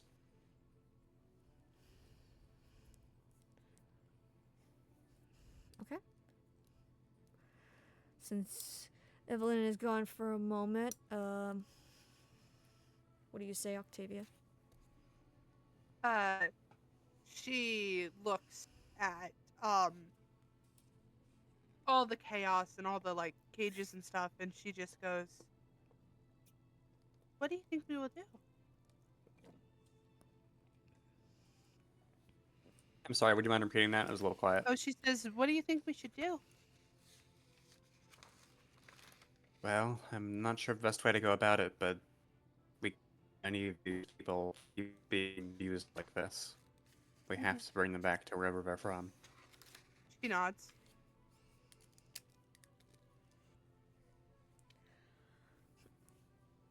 Ravine looks over at you guys and just tells you, well, the best thing we need to do is to try to get down there without causing an issue. The last time I made it down here, I had a whole bunch of spears pointed at me. So, I don't know how smart it is to take the wagon down here. Now, maybe they might have a better time since they will see me. So maybe they won't be right off the gun wanting to, kill us. But, I mean, I don't disagree with freeing some of the people as best as we can. I just don't know what and how we're gonna do it. Unless we try to befriend these people, or worse comes to worse, we have to fight them. But I see what looks like children close by, and I don't think it's worth hurting them. You're right, we can't risk that. Do you have any idea who might be in charge here? Yeah, I actually did talk to one of them. She kind of makes herself out like this spiritual overlooker. I think And he kind of looks up a little bit as he tries to remember her name. And she goes, I think her name was Kalik. Or something like that. Kalik, I think is what her name was. She was the one I was able to speak with perfectly. I was shocked that these people knew Common very well. But yeah, she was one I was able to speak to. I think, and he looks down at the group around, and he eventually points out the one that you, Auric, noticed, which was the one with the headdress. And he points to that specific person and just goes, I think that might be her right there. She's kind of like a leader of some sorts, but I mean, I don't know exactly what they would call her. Like I said, it's like some kind of spiritual person where she's able to communicate with some being higher up. But yeah.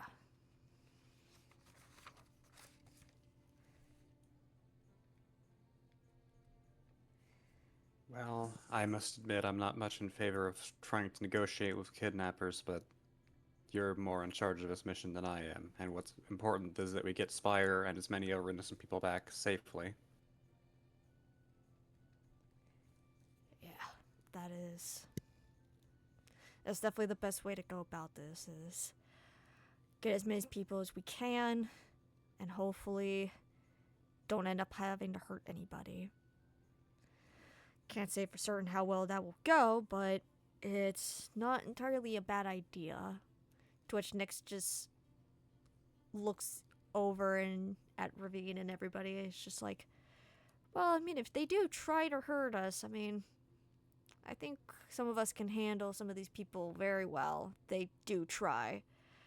I mean, I agree. We shouldn't hurt them. We shouldn't try to start something, but worst comes to worst.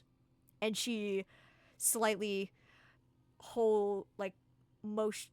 I don't know if it's motioning. Like, she has her. Was it a battle axe that I gave her or a great axe? I can't remember. I gotta look at her thing. I believe it was a great act. Okay. Yeah, she kind of has her great axe in her hand, and she kind of just lifts it up a little bit just to hit at. She can definitely handle some people very well. I have to agree with you there. I'm not in any interest of starting conflict, but I won't hesitate to defend myself.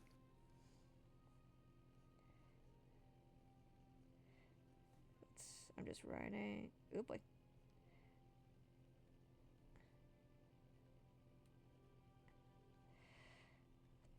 Okay, I just had to write down a little bit of information. But yeah, Nyx also nods towards that. It's just like, yep. At least we're all on that same page. If we have to, we will, but hopefully it doesn't result in that. But still, how are we gonna get down there is the good question. I mean, we could definitely just go down there right now and see what happens.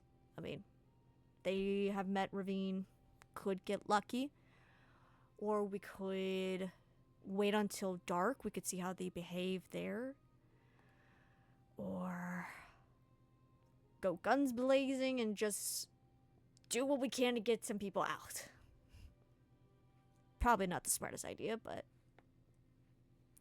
gotta at least get that crazy one out there.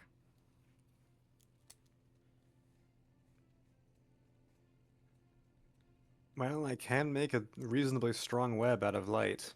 It was able to hold a dragon back for a fair bit, if a young one, so that could be helpful. If we need to safely hold people off without harming them. That wouldn't be too much of a bad idea. Ravine says that. It even goes, my magic is somewhat good. I believe I have some things that could help as well.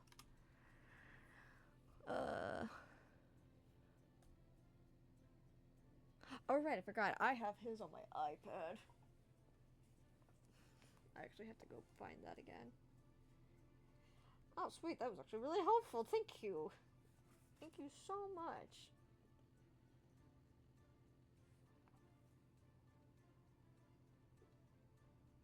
Yeah, he has. He has a couple of things that can help too. Let's see.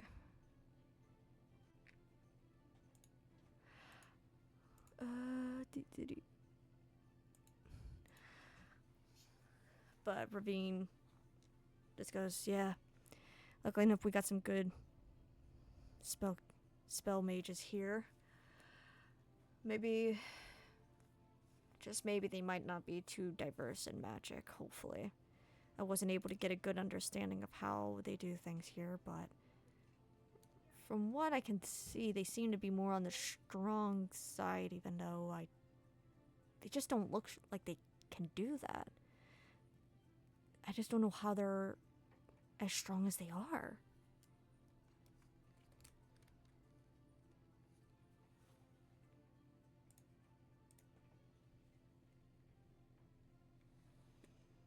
Indeed, by all accounts, they look quite malnourished.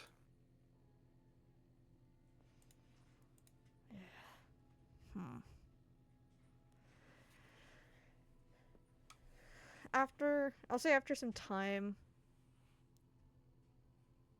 of watching some of these people. Oh, okay, that broke. What the hell?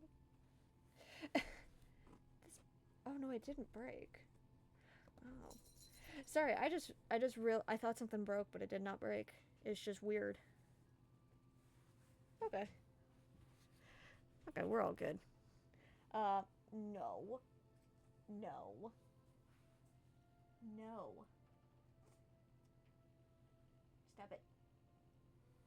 Fuck. Fuck. I only just got back. You are all good. I was a while. Yeah. From what you guys were all able to see, I'll relay it back to you. You and Octavia were able to see the groups of people alongside that there were people inside some of the cages. Oric was able to see a little bit more detail about who was in the cages. I can't remember. Did you tell the others about Spire being in one of them, or I can't quite remember. Yeah, he passed on everything he saw. Okay, so then you would know that Spire is in one of the cages where it's a little bit shorter and they seem to be just sitting. You were also told by Oric that in one of the other cages close by, it looks like it's just a couple elves. And in the cage right next to them is one... I see. And in one of the other cages, there seems to be one dwarf, one gnome, and one halfling. So that one just is the short people. Yeah. Yeah. And so far from what both Oric and Ravine alongside Nyx were talking about was a plan on how to get down there.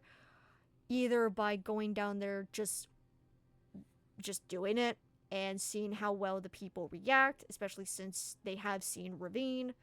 Another idea was to wait until nighttime to see if these people sleep or what they do and trying to free the people in the cages then.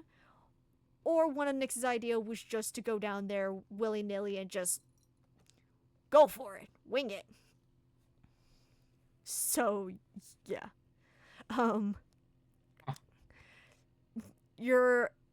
Everything, the idea that Nyx suggested is definitely a wild one, and definitely one that she just kind of threw out there just for the heck of it. Yeah. It's definitely not the best idea, but she, in her wise ways of saying it, it's worth getting the crazy one out there, just in case someone thinks of it anyways.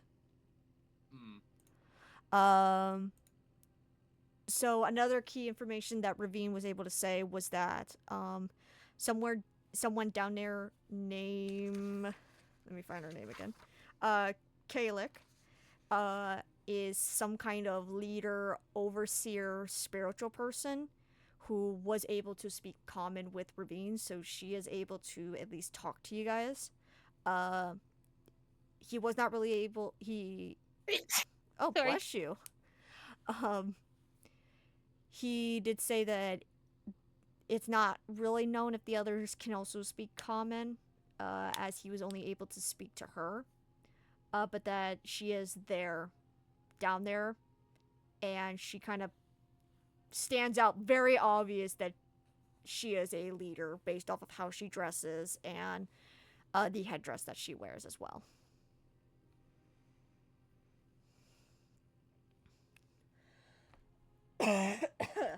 Oh my goodness, that one hurt.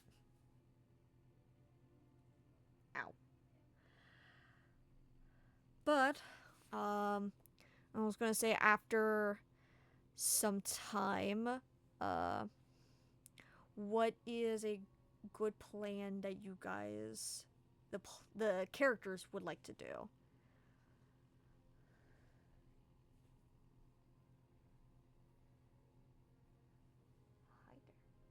Not sure.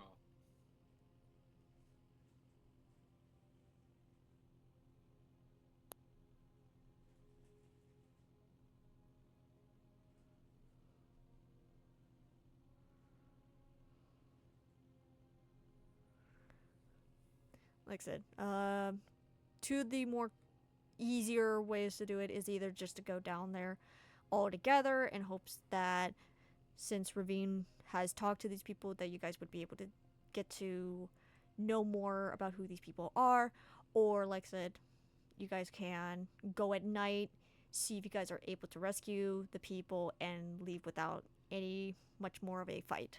And like I said, the crazy idea, which is just a wild one.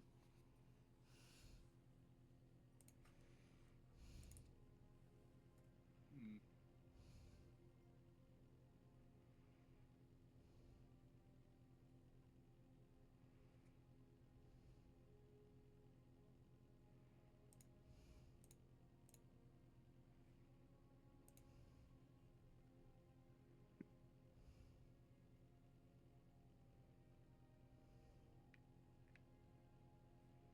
Well, if we wanted to focus exclusively on saving Spire, Orc could go in and make both of them invisible, and then find a way to get Spire out of their cage.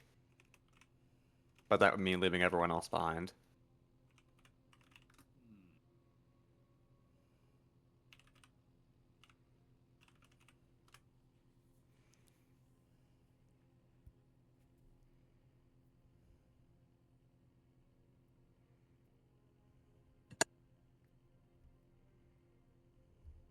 That's not really an option, is it? I'm sorry, what's not an option? Your mic is really quiet. Well, that's not really an option. Leaving everyone else behind. Uh, It is. it's possible. I know plenty of people who would take it. Well,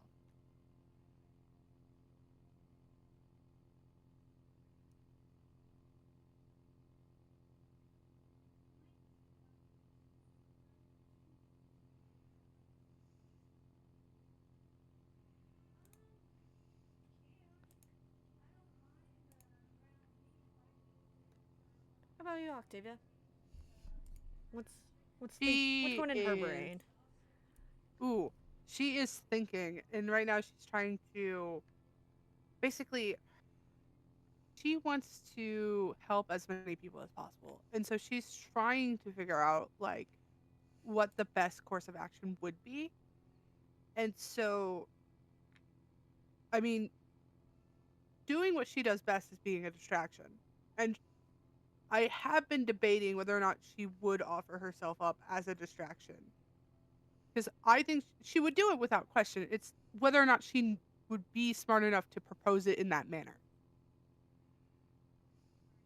But I say, fuck it, let's do it, right? Like, I think that'd be fun as hell. That's a risk you're willing to take. She nods. What are you suggesting? Octavia is going to distract.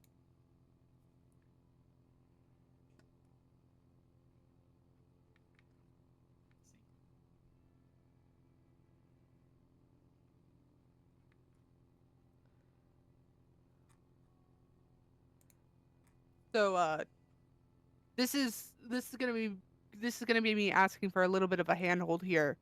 Solely, how should I go about doing this? Okay. So there is a couple things that we could do. It depends on if you guys are wanting to do this at night. Is that like an idea that you guys were thinking of? Oh, I was I thinking mean, if like we're there in the moment she'd be like being a distraction. Okay. What were you saying, Starch? I was gonna say, if we're trying to avoid conflict, it does make more sense to do this at night, just because even if we are discovered, it would make it a bit more difficult for them to clearly see what's going on. Okay. Um. Well, you guys could do it either way. Um. I will say, based off of how Ravine put it, when he first came to these people, they did kind of point some spears at him. Um, but if you were wanting to do some kind of a distraction, there's definitely a way you could go about it. Like I said, it can be done whether at night or during the day. Um, it's really just more of a, if you guys want to do it at night, you definitely can. If you guys just want to do a, let's just go down there right now during the daytime, you can also do that. Um, I just want to basically get a good understanding of just the time.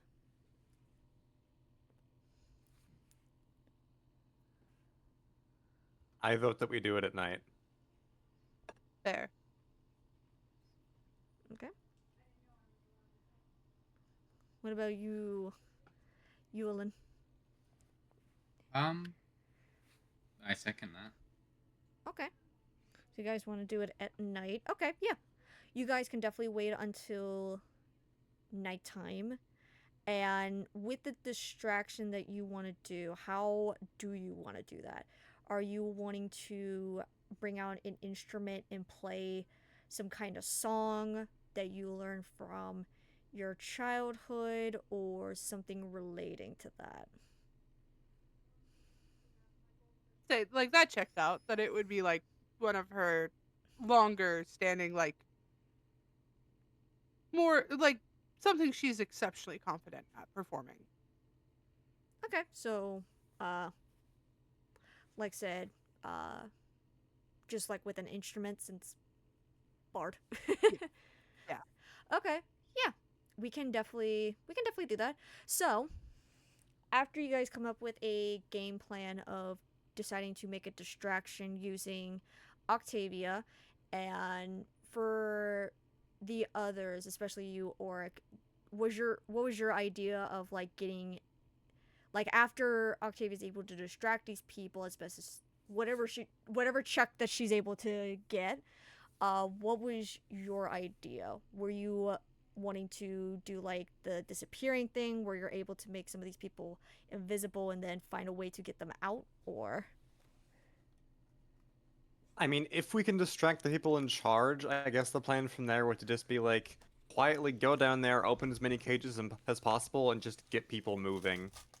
And then, ideally, the people in charge just don't notice. Otherwise, we just do damage control and keep anyone from getting hurt. okay, yeah, I definitely like that. Yeah, okay, we can roll with that. So as okay, so we'll set all this out. So for you, Octavia, after the plan is made to go and rescue the people and you being the distraction, let me first look at someone real quick. I gotta look up a spell just real quick. I think this is one that only applies to the person casting it, but let me just make sure.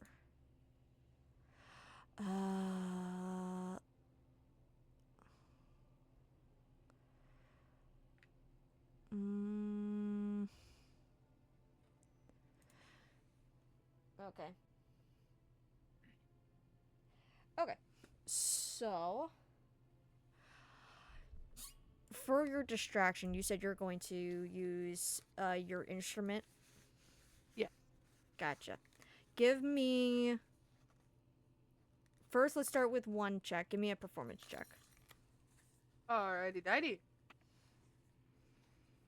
That is a 19. With a 19, that's pretty good. You start playing a song from. Well, what song are you wanting to play? Is it one from childhood that you learned? Was it something that you were taught, or is it something right off, like just a random one that comes to mind? I believe she has enough technical skill where she could improvise a full song on the fly. Okay, yeah. So you come up with this beautiful, beautiful melody, and you use it. I can't remember what was the instrument that you use. You use a viola.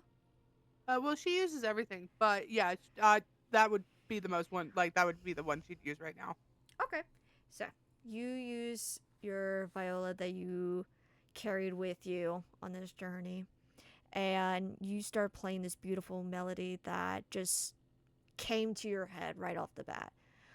And you start walking down the hill off to the side away from the people a little bit, but just enough that they can hear you.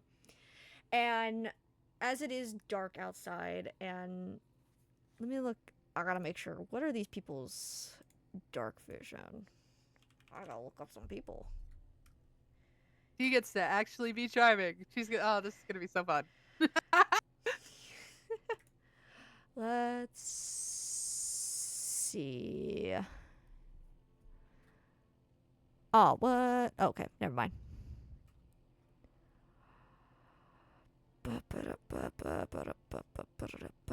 Ooh.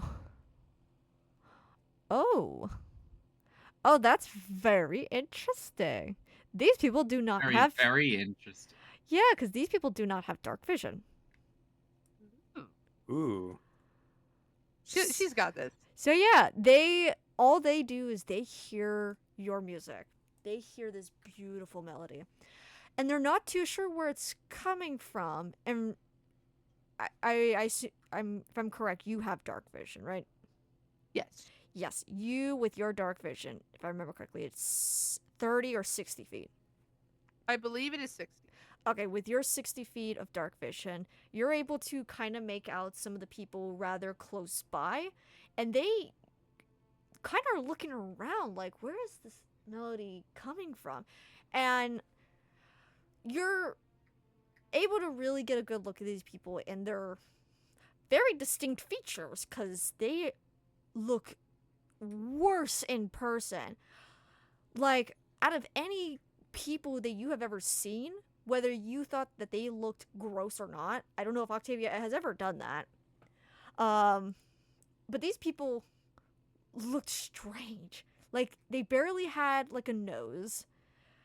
It's still that shrink wrap look on their face where their skin is stretched.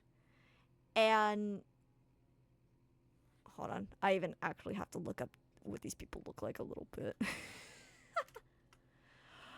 Okay. Let's see.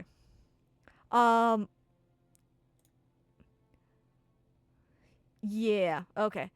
Like I said, very shrink wrap looking face with very kind of small eyes almost. You are taking in how they're reacting to your playing, but you still are able to keep a really good, strong melody going, and they seem to kind of start following in your direction, and you start getting a large amount of people coming towards you. And like I said, they can't really see you at all. They can only hear the melody. Um, I will ask, what would you like to do at this point? Are you When she sees the crowd is starting to form, she calls out and she says, "Hello."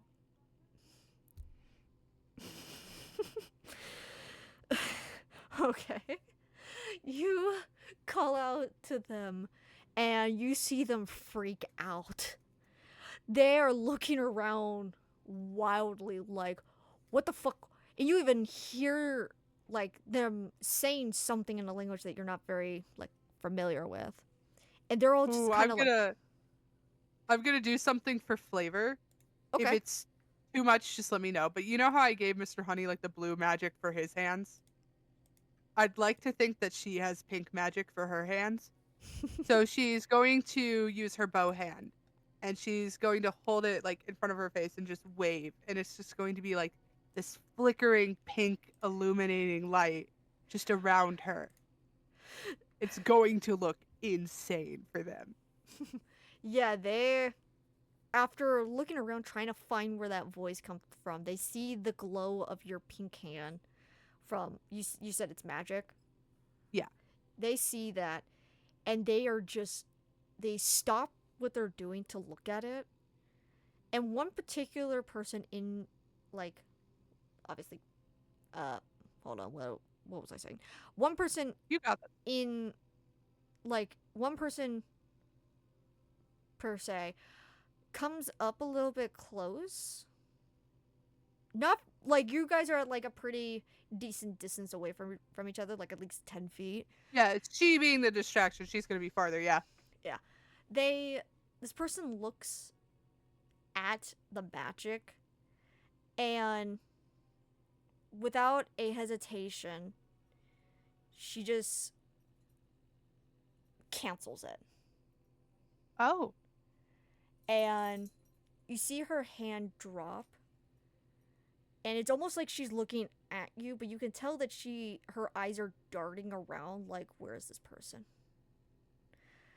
Octavia looks up and she goes, "It's quite all right. I was just trying to show you guys myself. I don't know if you can see." You don't get too much out of them besides the person in front of you saying, "Whoever you are, you must leave." Hold on. God fucking damn it. I don't need ads on my fucking Twitch. Okay, sorry. No worries. Oh, what was I fucking saying? God damn it. Ugh. You got this. You were saying you need to leave, which I was going to counter. But you got this. Right. You must leave, whoever you are. You are not welcome near my people. I'm not welcome to practice. She blinks. Surely one song wouldn't hurt. What are you? Who are you and where are you? She smiles and she says, "Can I use my magic to show you again?" You see her face twist. And she starts to kind of pick up on where you're at. And it's almost like she's looking at you, but it's like almost feeling like it's also past you at the same time. And she goes, understandable. She goes, "Fine." She does the hand trick again. Very showman-like, very magician-y. And she just, and, she illuminates herself. The person takes a step back and you see their hand kind of jolt away from you. What are you? What are you I'm doing a here? performer. I was just practicing. It was a wonderful evening, and the stars were so bright that I just thought I would play. I didn't realize I'd get your attention. Roll me a deception check for me real quick. Oh, fuck yeah, that's a 22! Okay, yeah, I don't have to roll shit for that one. With a 22, Hell yeah. With the 22, you see their face kind of like they want to like question it, but they kind of just they don't say anything against it. They're like, a performer?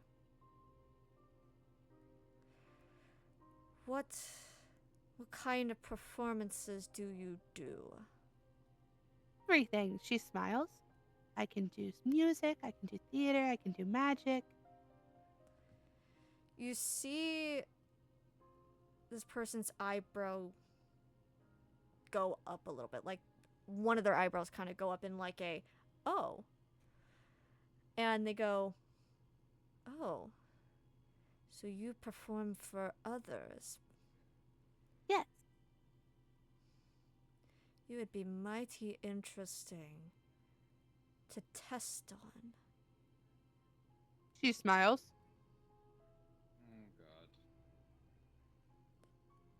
Perchance you don't know any more people who are also performers by chance. I'm not out here. Back at home, of course, but And where is this home by chance? Is it close by? Theobus. And you see her trying to like mouth the name. And she's just like, I am not familiar with that place.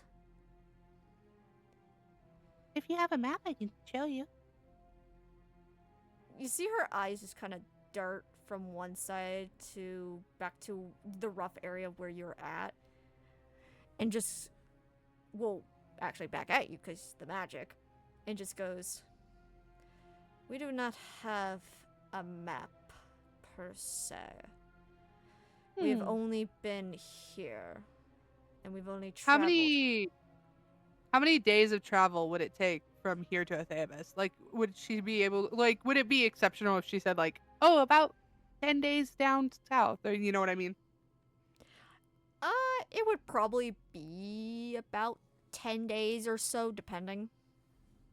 She gives her the estimation. She says it's about a 10-day walk south. 10 days. You say there's more, right? Mhm. Are they as indulged with other stuff as well? Oh no, a lot of my magic is genetic. It's not because of performing. So some of them don't do what you're capable of right now with your glowing hand. No, I don't believe any of them can. Fascinating. You would be much useful as someone else we have here. They claim Oh? to be able to shift into creatures. A changeling? I do not know what a changeling is. She pauses and she goes, perhaps a shapeshifter? We are not familiar with them, for this one calls itself a druid. She nods. Are you similar to this druid? No, I am what is called a bard. A bard.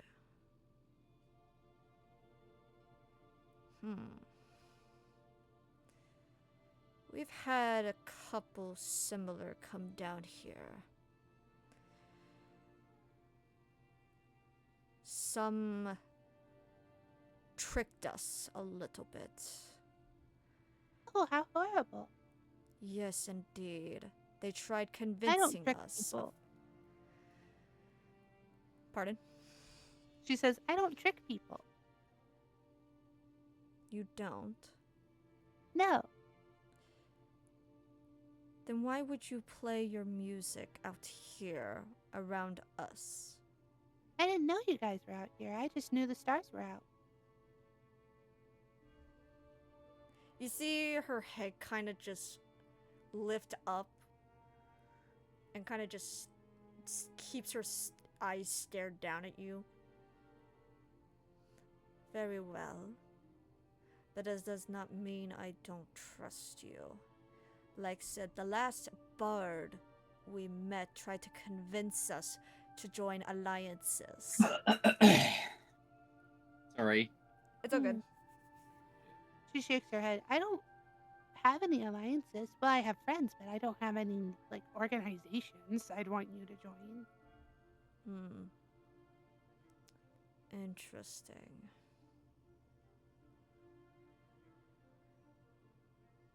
I'll say, as you and this person are talking with each other, for Auric, Yulin, Nyx, and Ravine, you guys have, I will say you guys go the opposite direction of where Octavia have gone. I would assume that would make the most sense for you guys. Yep. And you see that you guys do not have any of these people near where you're at. And even hells, there's no one even guarding the people in the cages either. And even Ravine notes on it going, why don't they have people guarding these cages? That makes no sense.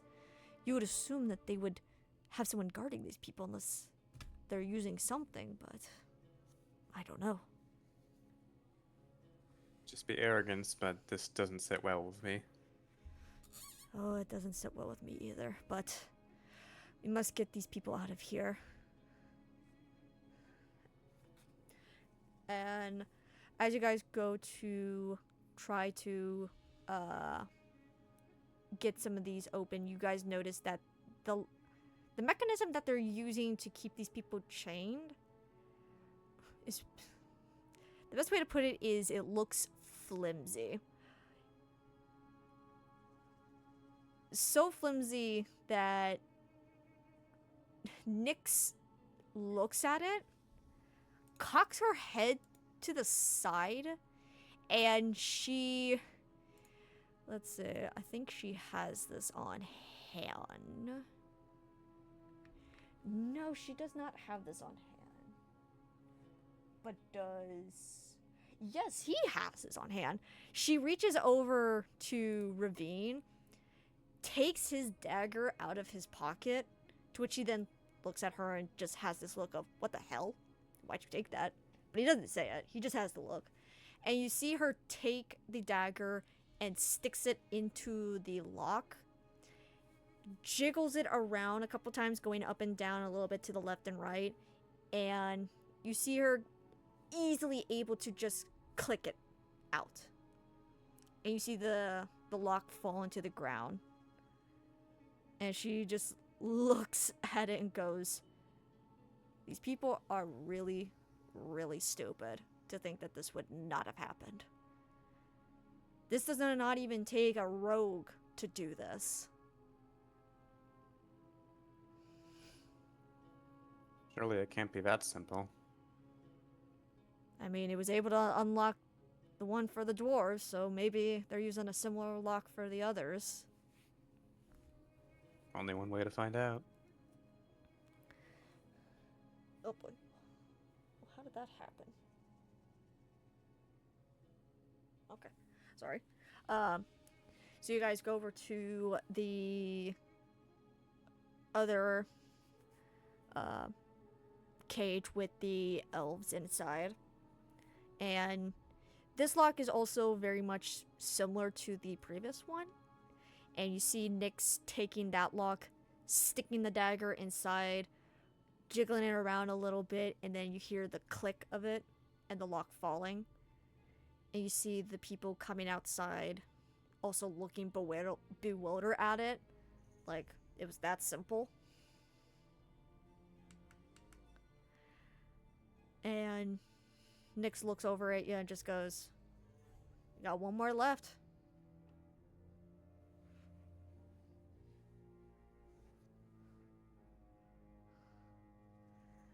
Well, the quicker the better.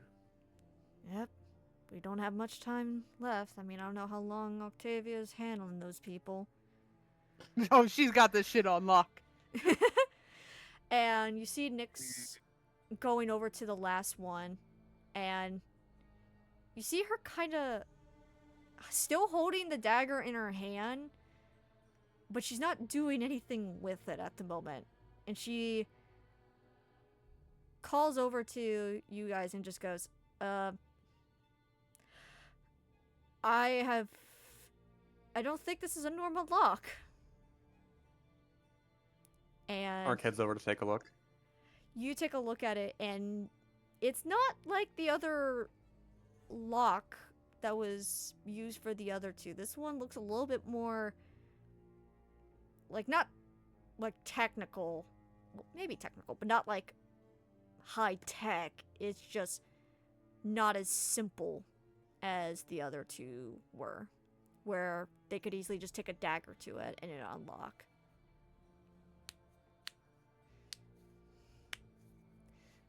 This one seems to have some kind of code to it, to which Spire, seeing that you guys are here, goes to try and stand up and promptly hits the top of the cage with her back and falls back to the ground and puts their hands on the bars and just goes, I don't know what they're using for that lock, but I have tried to figure it out for days at this point.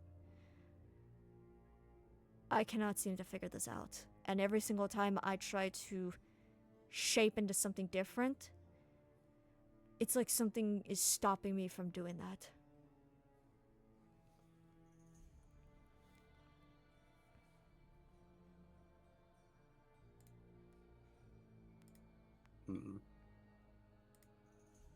Orc experimentally conjures a mage hand and slowly moves it into the cage to see what happens. You do that, and as soon as it gets inside the cage, it dissipates.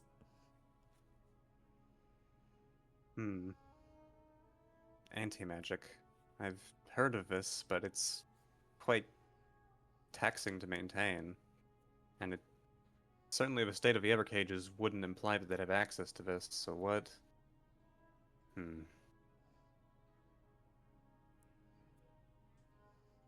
Ravine comes up to you and goes, my only guess is they found out that Spire is able to use magic, and maybe they're using something to keep it, or keep their magic from working. I don't know if it's carved in there, or if this cage is meant to hold magical beings from doing it. I have no clue. We can definitely try and maybe melt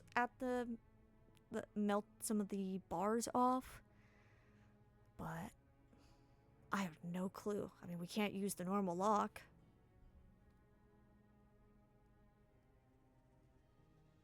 What is this? No, it would seem not, unless we can somehow figure out what the code is.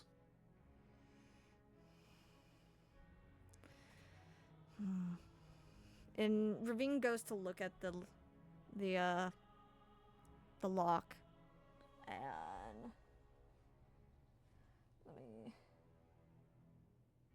Why did I not write what he's good at? Oh no, I dumb. You got it. Shit. You got this. Where are these people? Where? D&D.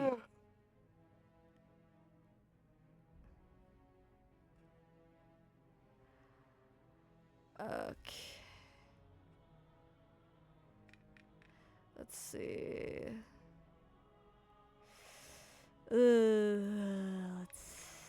does not say.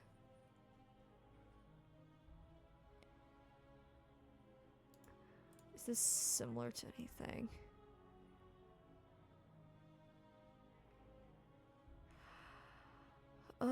D.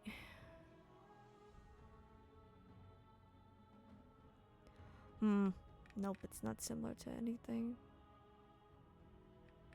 Okay. But so you guys are wanting to try and figure out the the lock, or what was your idea? Either figure it out or figure out a way to circumvent it. Okay.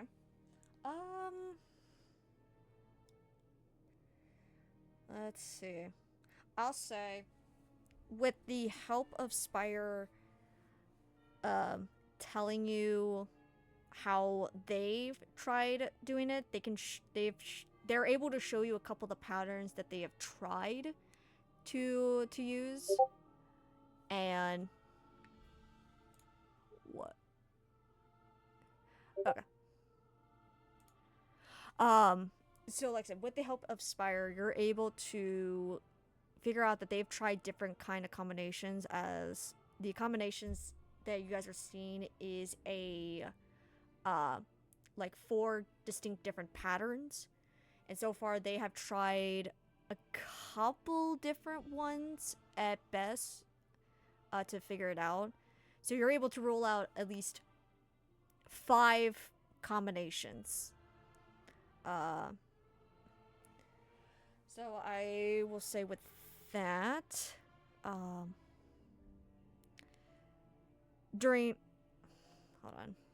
I'll say with this switch, you guys are able to kind of problem solve it during this little transition, okay? So, Alright. over to Octavia. You are still talking with this person who has said that she is her name is Kalthrara. And you two basically are kind of just there. You have a whole bunch of people surrounding you, all kind of further back, but so they can kind of see you a little bit, but still they don't have dark vision. Are you still showing them magic, or Yeah. are you? As long as she's not actually playing the viola, her hands are lit up. Like as she's talking with them, her hands are lit up.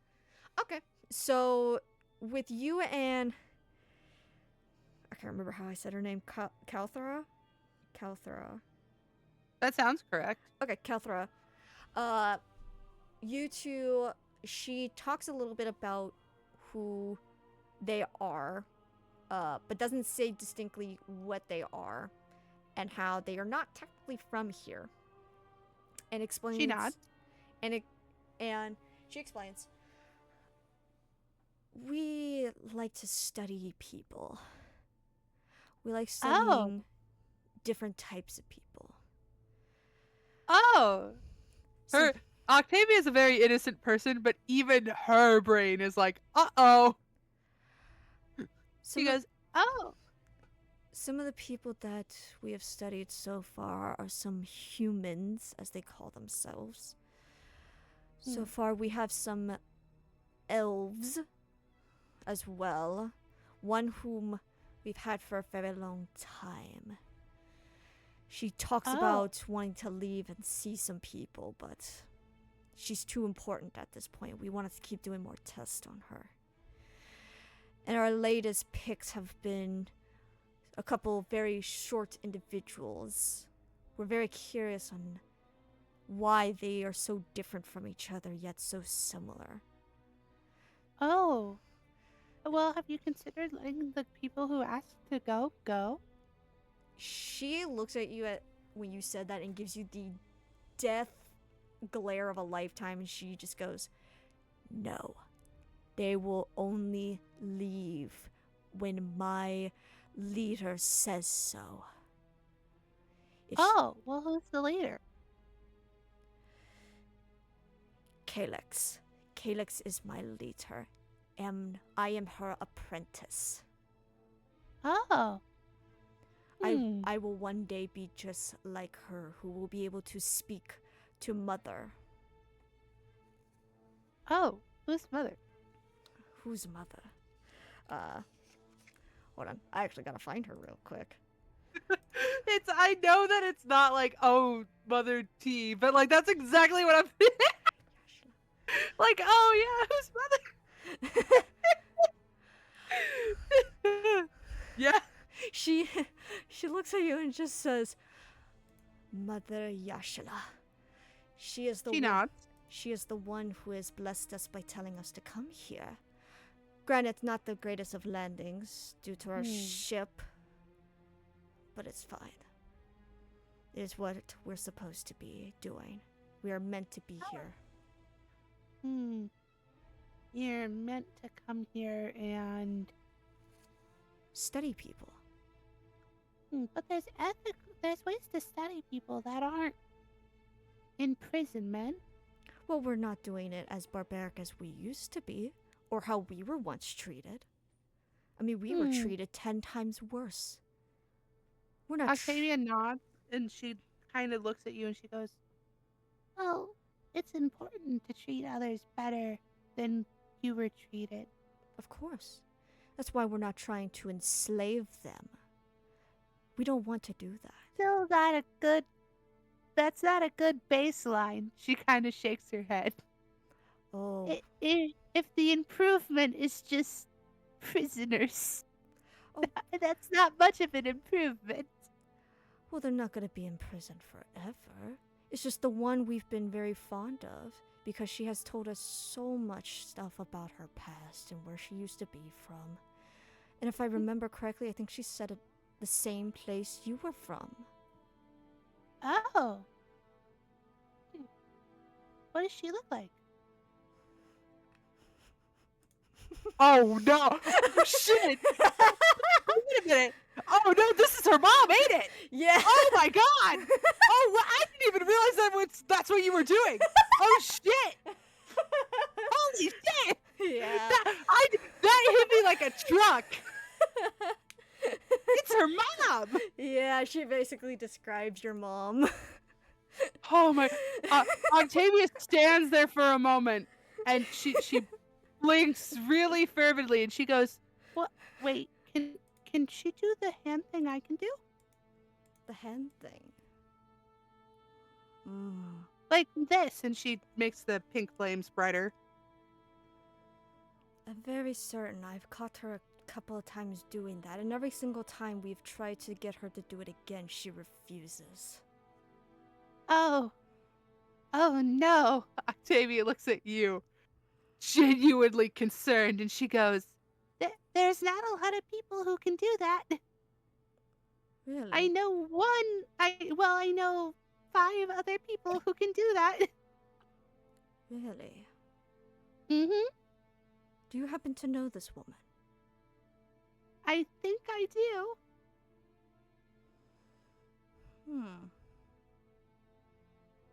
And she just kind of stares at you for a good while.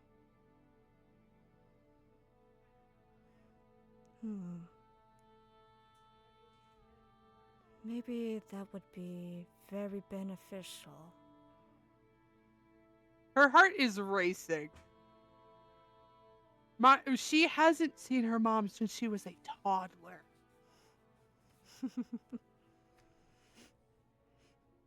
Now you found out why I asked. I knew. Okay, here's the thing, right? I was aware that at some point in the campaign, you would use her mother, and I'm excited for it. I didn't think it'd be this soon. I'm stoked. Yeah. So, as she's just staring at you, she... Give me a perception check. Let's roll. That's a 9. You see her shoulder make a movement, but that's about it. And as she has done that, she has summoned 2 other people by her side. And she looks at the 2 and looks back at you and goes, "We can do this very easily. You can come with us, see your mother, and maybe in the morning, Calyx will let you both be free. But, at the same time, I think my leader would love to understand more about how you two are able to do this very distinctive thing with your magic. I mean, I can tell you what I know without it's just because one of our ancestors, really, really long time ago, they made a deal with a dragon, and so every single child born in our family, my mother's side of the family, would be able to do this. Dragons. She nods. You are the second person I have met who has admitted to being able to work with dragons. Well, work with is a very strong word. I haven't personally worked with any of them. It's the lingering. You know what a curse is? Of course, we know It's what like they the opposite of a curse. It's a generational blessing. Even still, we have met someone very similar, except theirs seems to just flow naturally within them. He was not able to tell us per se without. Oh no. Octavia looks even more concerned. That's either it has to be Milas or Cameron. It has to be one of either of her uncles. Oh shit. I will She goes, not say. I will not She say goes, who. He? Oh, yes. He had to be Was rescued he- by a dragon. Was it blue or was it yellow? It was white. Oh, not the dragon, the fire. Oh.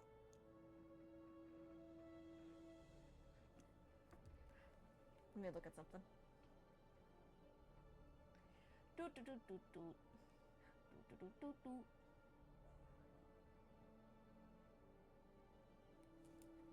You said what were the colors? Blue or yellow. Blue is Mr. Honey. Yellow is Cameron, his brother. It was green. I don't know why that specifically She matters. blinks in concern. She goes, green. Yes. Were you thinking of someone else by chance? She nods. She goes, "There. My mom only has 2 siblings, unless And she pauses. there's one I don't know about." I will also let you know of the people in the jungle too. So does she wait? So so the blue hand magic that Mr. Honey can do. It's exclusively a honey trait. Like it is exclusively one of her like it's a genetic honey trait thing. I not meta if it's a spoiler, don't let me know. But did you like invent another sibling for them? Because if so, that pops off hard. Oh no. This is a different person. This is an old baby of mine. Oh fuck it. If you want to canonize like a honey, go ahead. Like I trust your judgment and your creativity. It's all good. This one is someone also very special to me. My little baby. Hell yeah. Who's not actually little. Hell yeah.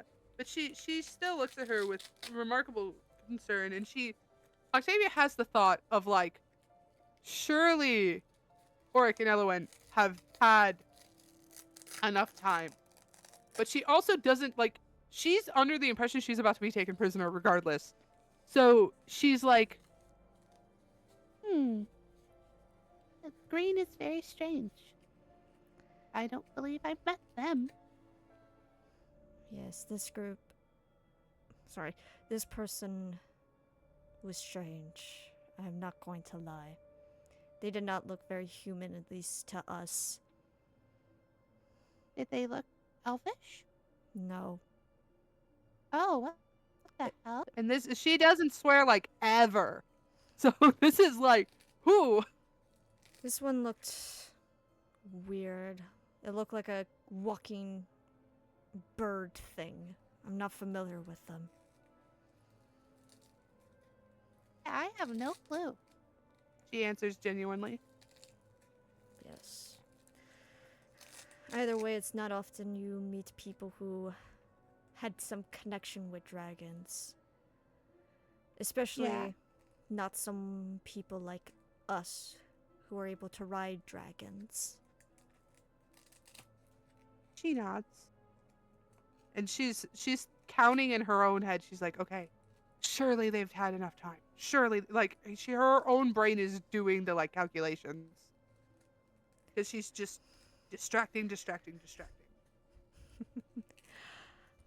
I'll say with you doing the calculations in your head of them, trying to see if they've been able to get everybody out, let's see, how could this be funny? I will ask for the other two, Starchin, Evelyn, how would you feel if after you guys are able to free Spire does something incredibly stupid? I would be happy about that. If it's in character, I am 100% all for it. Yes, it would 100% be in character for Spire to do this because they are very pissed that they were captured and they do not have any remorse for these people at this point. Then by all means. Let's go, Spire! Okay. That's my best friend right there. Yes. So I do not know how the wild shape works for a high level without them actually having that yet. So, what happens at the high level stuff? I just realized Oric and Elwyn are gonna meet her mom before she. Oh, that's gonna be insane. How messed up is that? Let's. You guys, by the way, I shared it in artwork. You can tell I that saw that's that, her yeah. mother. Like she looks like her dad a lot too. Don't get me wrong, but like, you could like. I hope I did a good job of like you can tell that that's her mom. Oh yeah, definitely. Let's see. Like, fuck. compared to, you know what I mean? Yeah. And then also, let me grab Mr. Honey just for context, because I tried to make him and her mom aren't twins, but they're just very close in age. All three of the Honey kids are very close in age. Where did this go? Oh, I found it now. Let's see. Like, they all have that like little delicate sloop nose with a point. They have pretty articulate jawbones. Like, he has a pretty striking jawbone. She has a pretty striking jawbone. Her mom does as well. Like, there's facial features in Octavia that you can see in her mother and her uncle. Narrow eyebrows, elevated cheekbones. Sleek is a very, like, looks like it would have been done through plastic surgery, but it's just through genetic luck. Yeah.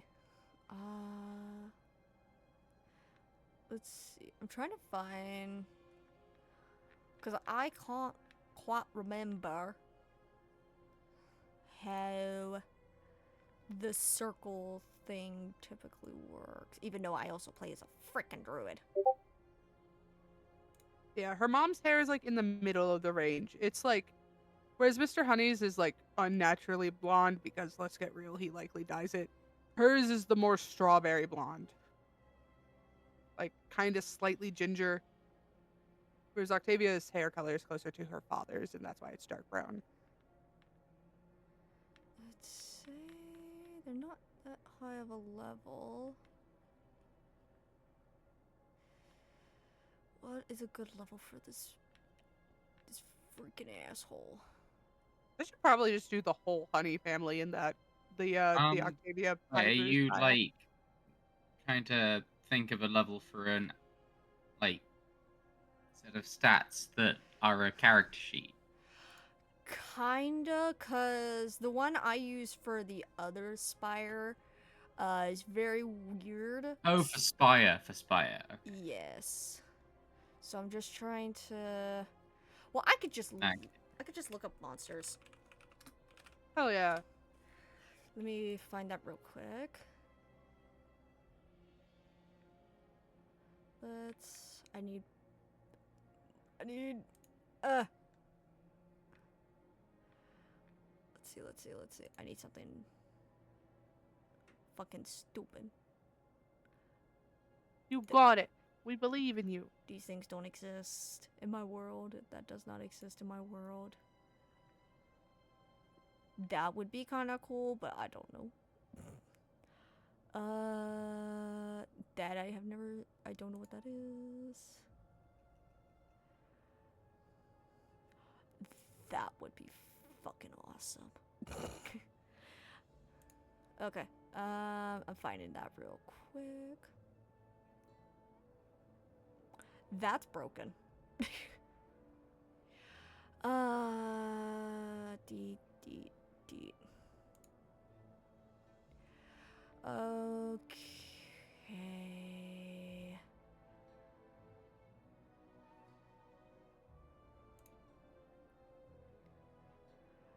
Where? Oh no, I'm not doing that. That would be horrifying. Just to turn into a giant spider. Hell no. Oh god. I am not turning into a spider. Actually, Fire the spider. yeah. Actually...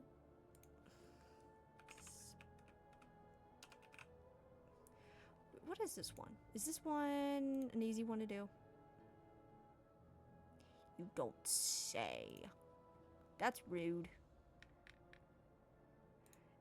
That's rude. That's mean. That's too small.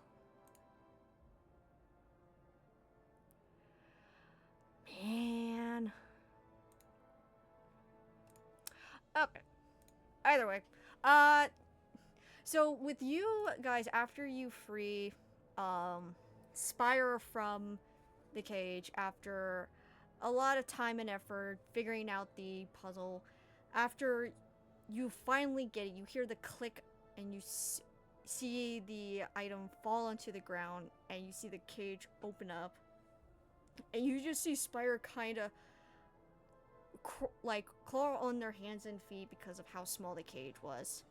And you see them kind of stand up and adjust their limbs because they had to be in such a cramped space for a while. And they kind of just raise their hands up to the sky.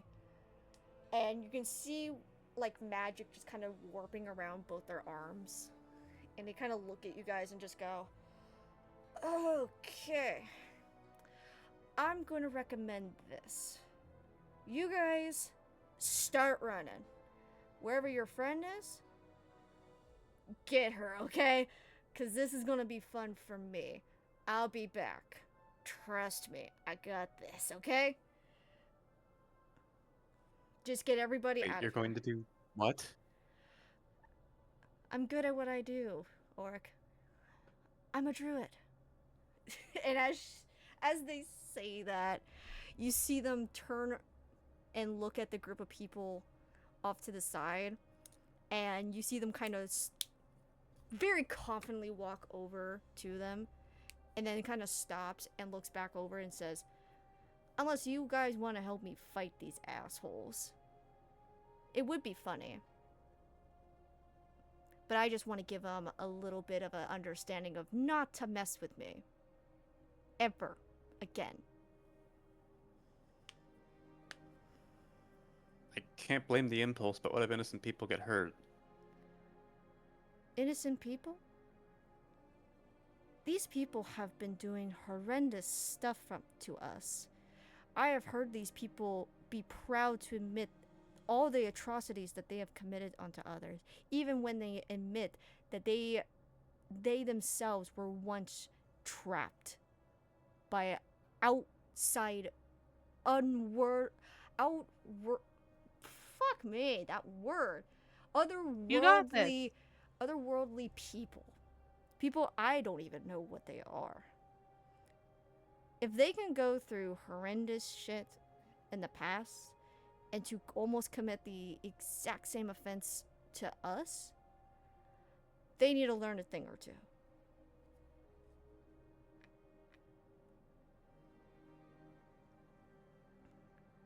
And I'll promise I won't hurt the kids.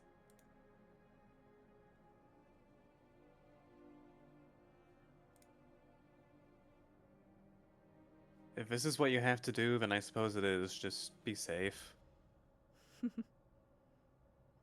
I'm as safe as I can ever be. Almost nothing can kill me. I mean, things can, but at the same time. And with that, you watch as their body starts to shape and wild shape into a displacer beast. And they let out the loudest cry ever to the people. To which, for you, Octavia, you hear that blood-curdling scream that you've definitely never heard before, but it also brings you a little bit of fear because you're not sure what that could actually be. But I would say with a little bit of what you're doing and who you're trying to rescue, this could be Spire. It could be. Octavia looks at all of the crowd who has undoubtedly also heard that noise, and she goes, "Oh gosh."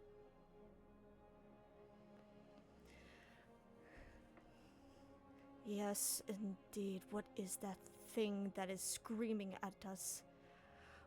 Oh my goodness. And you see her kind of judging and thinking for a second on if she should try to not let you escape or to focus on this thing that's screaming, and just goes, goodness. You know what? Fuck it. We have more important business to attend to. We need to get whoever this is out of here, and whatever this is out of here.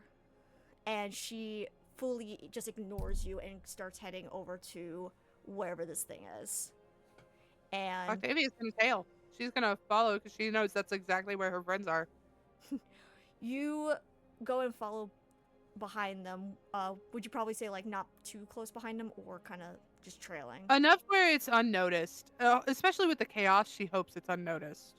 Okay, yeah. You follow, I would say you follow like a pretty safe distance behind them to where they definitely are not paying attention to you at the moment. They are paying attention to that noise that just came from behind them. And as everybody is drawing nearer, you just see bodies just flying into the air as you see this giant displacer beast just using its paws and just throwing people off to the side every which way. And you see it at the same time. I think displacer beasts are in fact capable of copying itself, I think. Let me make sure of that. Yeah, I mean, like illusory doubles. Yeah, illusionary doubles. Let me...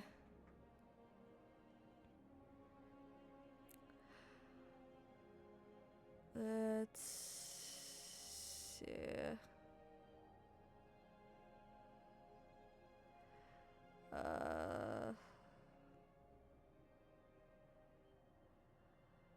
let's...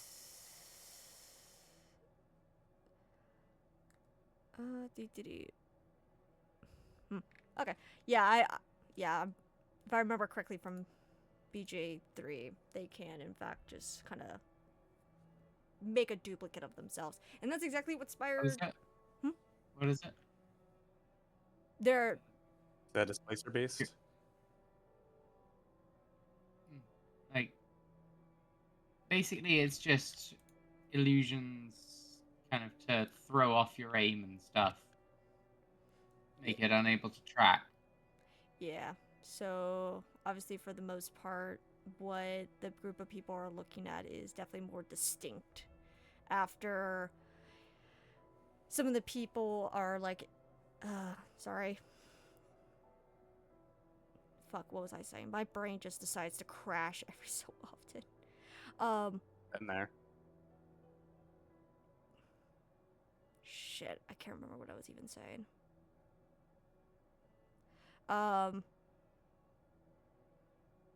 Yeah, I can't remember what I was saying. Fuck. Either way, Um, yeah. So Spire does do like the whole like illusion duplicate, and a couple of people do try to swing at those illusions, and obviously they don't hit anything because it's not actually Spire to the Splicer Beast, and which immediately throws them off into the point that Spire is able to like just kick them away from where that spot is. And for you, Octavia, you are seeing this in action, and I'll say, yeah, you can see it. You are able to notice that they aren't actually using any kind of claws. They're just batting at people to get them away.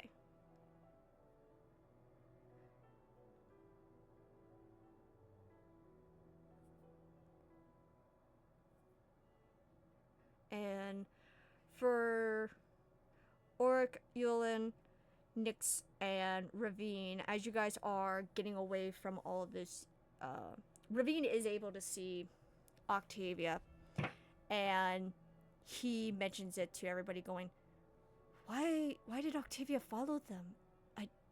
I hope Spire knows not to attack her. I mean, I think Spire is smart enough to know that, but I don't know how much of a rage they're gonna be in during all this.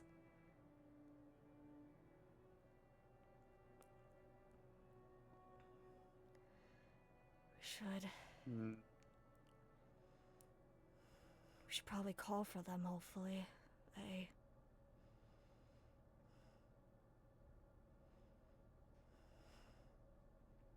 I'm trying to decide whether to intervene or not.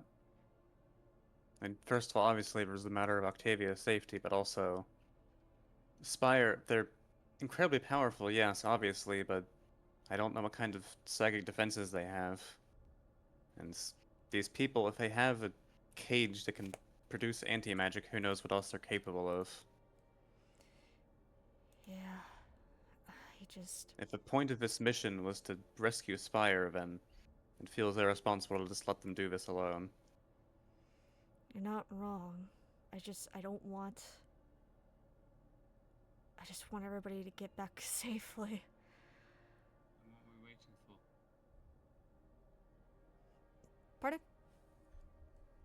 And what are we waiting for? Well, do we just keep moving and hope Octavia follows behind us?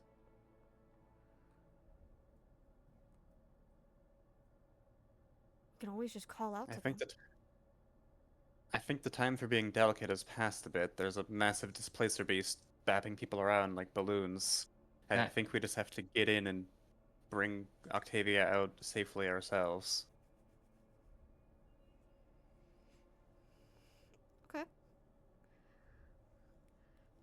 So,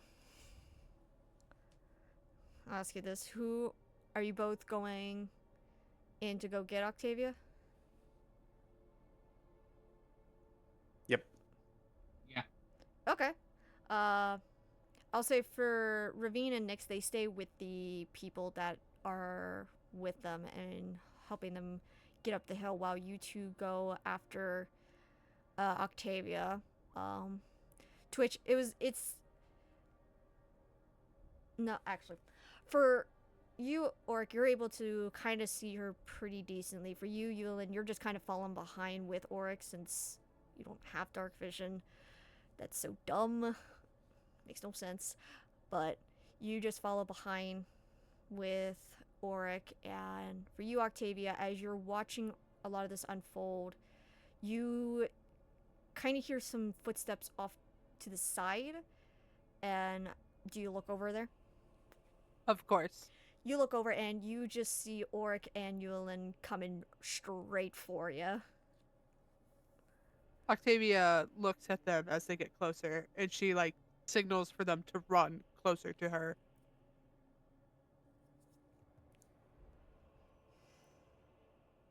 Oric runs up and says, I'm glad to see you're alright. As you can probably see, Spire's on the warpath here.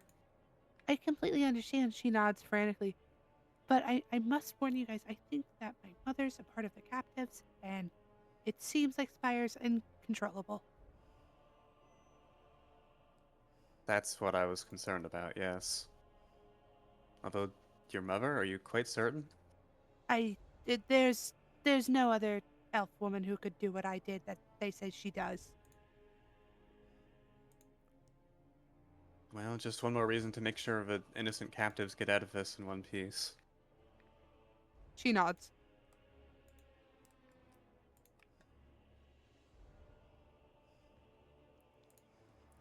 Okay. Question is, I suppose, how should we go about this? I don't want to hurt Spire, obviously. Maybe cast sleep. Do you think you... I don't mean this to be insulting or anything, of course, but do you think you have the magical strength to put something that large to sleep? I have no clue, but I don't know of many other options.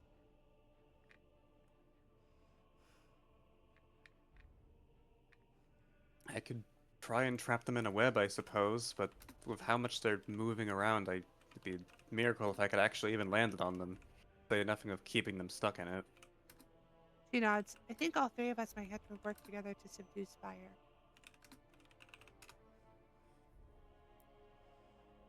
If it's for the greater good, then I'm ready. She nods.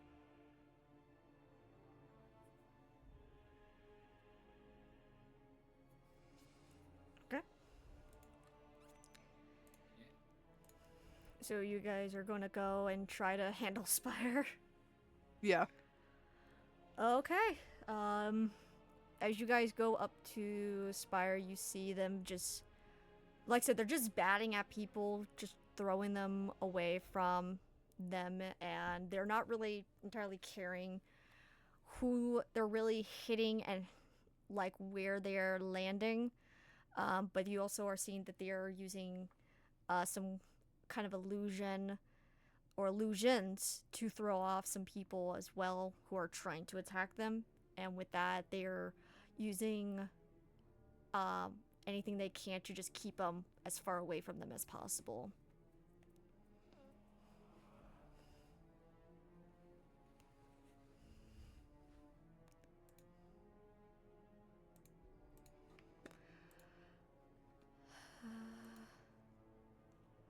So yeah, what you guys going Hello. to do? Hello. I didn't really hear much of that. If you actually did. Oh, basically, what was happening is as you guys are going up to Displacer Beast Spire, all you guys are seeing is really them batting at people, tossing, kind of in a sense, tossing them willy-nilly, not really caring where they land or how they land, and using the illusions to throw people off who are trying to attack them, which in turn means that they can just use themselves to throw those people off in a way. Yeah. So any person that tries to basically get close to them is being thrown. Yeah. You guys gonna try and do? Octavia, would you want to try and talk them down before we resort to anything more drastic? She nods. She looks up at Spire. She goes, Spire, wait. You see Spire kind of stop for a second, and they look over towards you, and they kind of just go, "These people will be fine." No, they won't. You don't know that. I am not using claws to hurt them. Fire. Please. Be reasonable. They look from you to the people around and look at some of the people who are coming back after being thrown. Some people have a look of fear, and others are holding spears and daggers and whatnot, kind of not sure if to attack or what to do. And they look. Octavia kind of holds. Ooh, a power moment here. She kind of holds her hand. Like, you know when you're like holding back someone She's standing between Spire and the crowd, right? She holds her hand over, and it like flickers with the pink flame as she's speaking, signaling for the crowd to stay back as she's calming down Spire.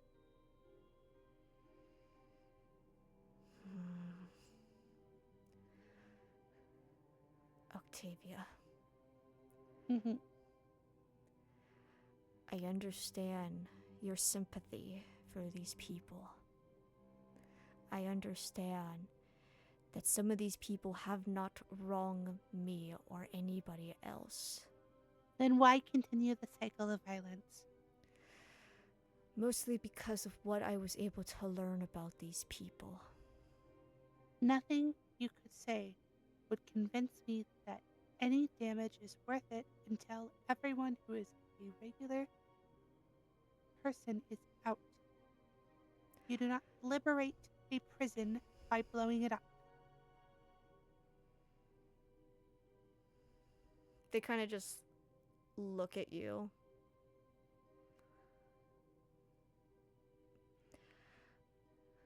These people, I have learned so much. These people are not from here. And while that is okay, whatever they may have told you is not true. I don't believe a word of what they've told me, frankly. But I do believe that the people here, there are innocents among the people here. So you cannot run in guns blazing without any type of plan to protect those innocents. My only plan was to keep them away and knock them back. So much Yeah. so that if that means they just get knocked out, that is fine. They live another day. But it's to show You them do not to mess with anybody else who is stronger than them, than what they can ever tell. She shakes her head. You do not understand. When you are that enraged, being in control of your actions is difficult. You will not make smart decisions. The risk is not worth the reward.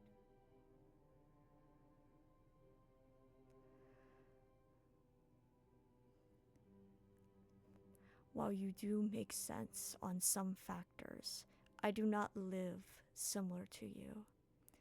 You know, Octavia takes a deep breath and she looks directly at Spire and she goes, I'm not moving from this spot if you start. You're going to have to kill me first. I do not kill people. Be reasonable. Not intentionally, but you will by accident. You're being reckless, Spire. Please.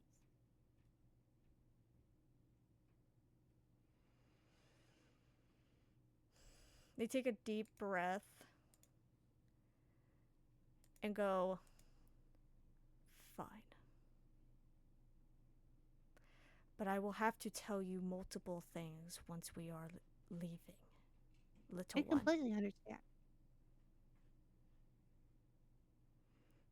Spire then looks out at the group of people surrounding and just goes, anybody who follows behind us will come out dead.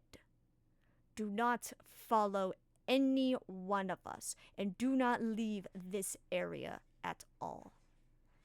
If I find you guys close to where I am the last time you guys captured me, none of you will be alive. That is a promise from me and Mother. To which, as soon as Spire mentions Mother, they all kind of just, at least for anybody who is not looking at Spire, they all kind of drop their weapon and kind of just start backing away. Especially for you, Octavia, them mentioning Mother, they probably took it as their mother, not Spire's version of Mother. Yeah.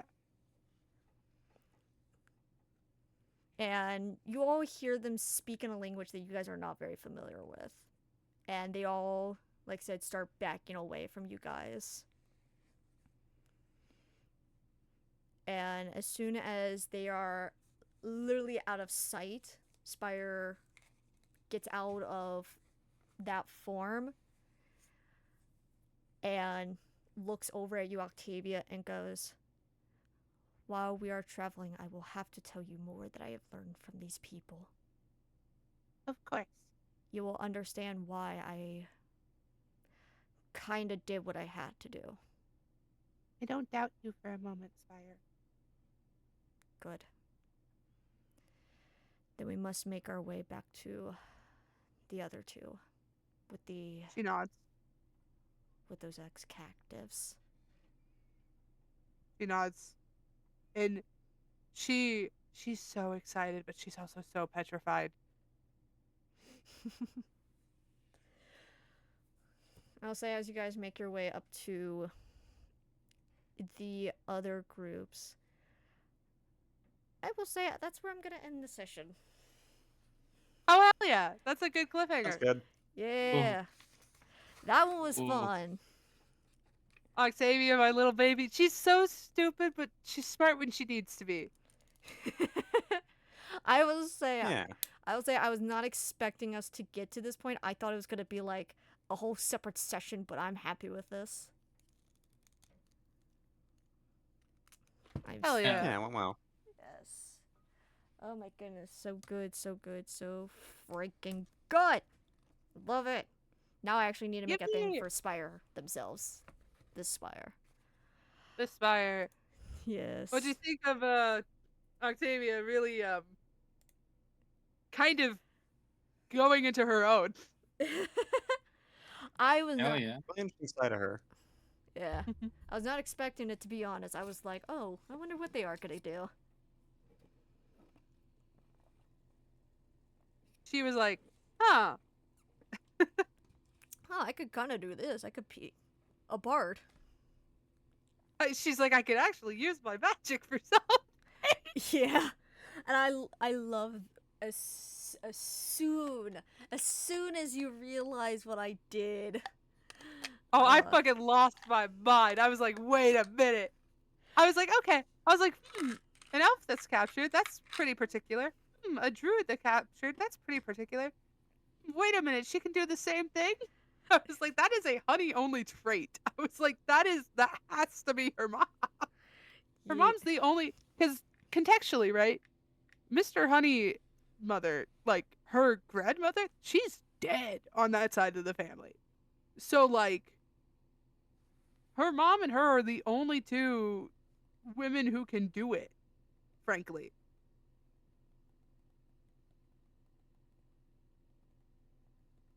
Yeah, but I'm just letting you guys see something.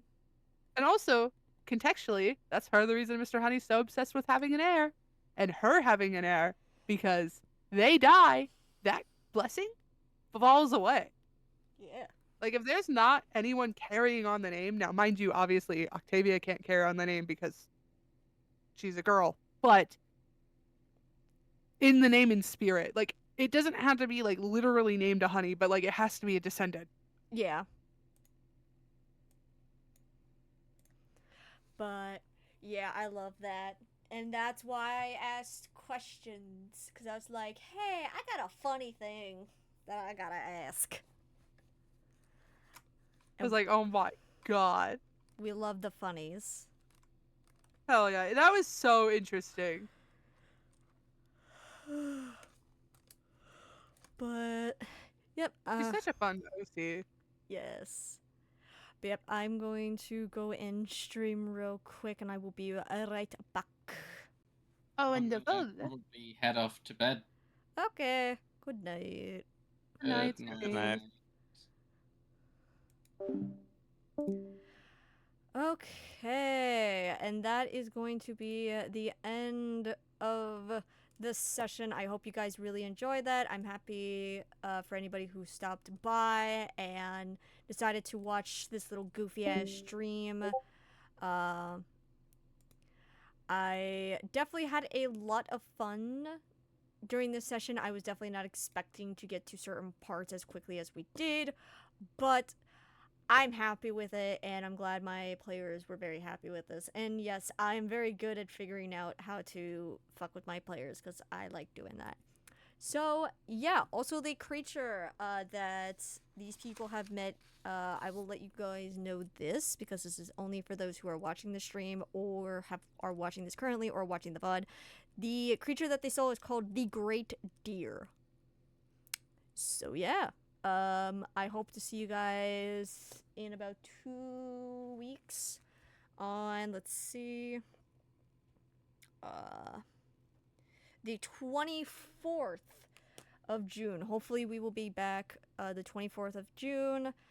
Unless something happens, to which obviously we'll have to figure that out. But otherwise, I hope you guys enjoyed the stream. I hope you guys enjoyed everything that has happened today. And I hope everybody has a very good night, morning, afternoon, day, weekend, whenever the fuck you are watching this. And yeah, I will see you guys next time. Bye-bye. Bye, stream.